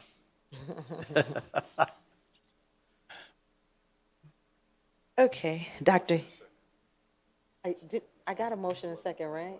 Okay. Okay, Well, I'll make a motion for, we're going to take it individually on yeah. 11.15. Correct. okay. I make that motion. Made a motion, I need a second. Okay, all right, it's been moved and probably second. Discussion? Yes, Dr. Hill. And my discussion is very brief. I've been to CABE conferences, and they do a great job, and I appreciate the work they do. My comment came from a parent who was a little upset because she said, I guess in order for some of us to go to a conference, we're going to have to come down and go to meetings and be rude and this, that, and the other.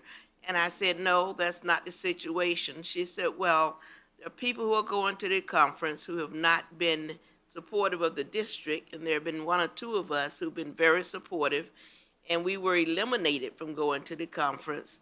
And I shared with her, I'm sure that the intent is to make sure everything is fair with everybody. So I'm just hoping that we'll continue to look at our fairness, and when we send parents to conferences, that we're just fair with all of them. Again, I just heard one side of the story, but I just felt the need to just share that. With that, I make a motion. We have a motion. All right, we have a motion and a second, let's vote.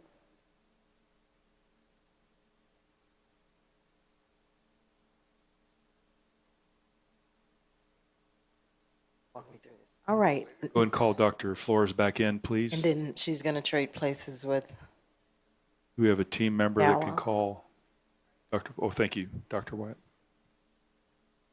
all right, motion carried. forward. All right. So, oh, it was Scott. Oh, I'm thinking it was Mike. Okay. All right. We are now item 11.17. Is there a motion? It's been moved. Is there a second? A second. Wake up, everybody. It's been moved in second. I'm reading it first. Is there any discussion? All right. Well, if there is no discussion, let's vote.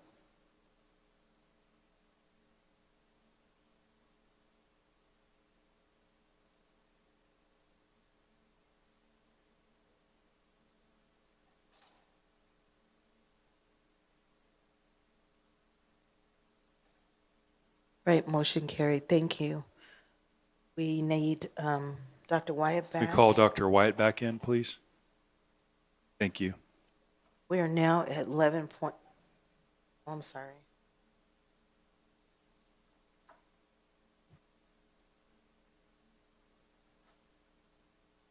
.1 personnel report, number 14, dated March 3rd, 2020. As presented. All right. Is there a motion? I move. Been moved and properly second. Let's vote.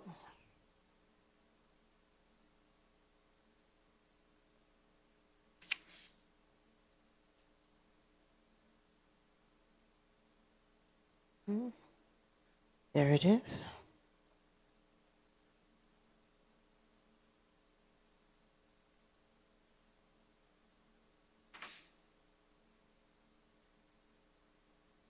All right, thank you. Motion carried. 12.2, proposed contract amendment, Deputy Superintendent. So moved. Do you all want me to read? I think I need to read this. All right. Be it resolved that the Board of Education appoints Harold J. Volkemer, Deputy Superintendent, as interim superintendent effective March 1st, 2020, and until such time as a new superintendent begins service, to be compensated the current superintendent's salary. All other benefits and contract elements remain the same. There is a motion and a second. And, I moved it. okay, let's vote. Yes. Yes. Do we have the privilege of knowing what J stands for? I'd be honored to share that with you. It stands for Joseph, and that was my father's name. Oh, Joseph. Thank you. All right, let's vote on. Well, I should rescind my second based on that question. You needed Joseph. All right, group. We are now at 12.3. We're dizzy. Board ongoing initiatives and reports. All right. This is where we get motions. Did we? Second. Oh. Did you make a motion? By the way? Okay, it's been moved in second. Is there? It was Scott, Dr. Wyatt, And I seconded. and Dr. Flores. Stop it.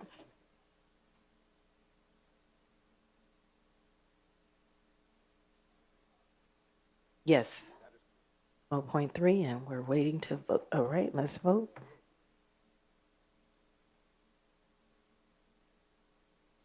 Karen, I don't know that I actually pressed it for item 12.2, but just vote me as aye for Vote that. voice. Okay. All right. I think it disappeared before I could press the button. You need to be faster. I voted yes. Yeah, I just did on this one too. Yeah.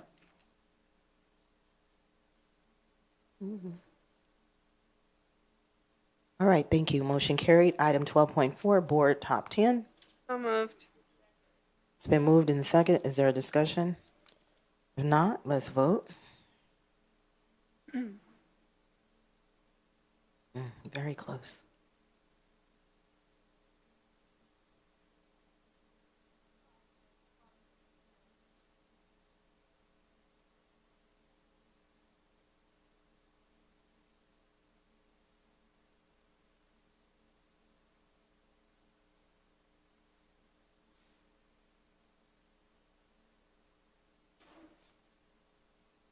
All right, motion carried. 12.5, board follow-up.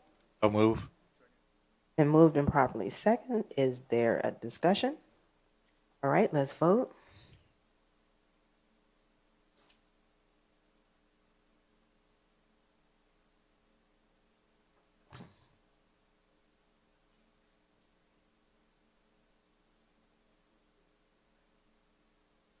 I didn't know.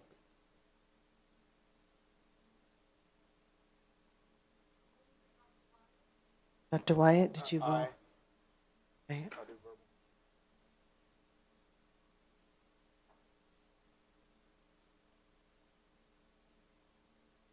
Okay, motion carried. Item 12, I'm sorry. Did we just do 12.6? 12.6. 12.6, on future agenda items. Second. Second, yeah. Did you get that, Karen? Okay, it's been moved and properly second. Is there any discussion? If not, let's vote. Oh, there's quick.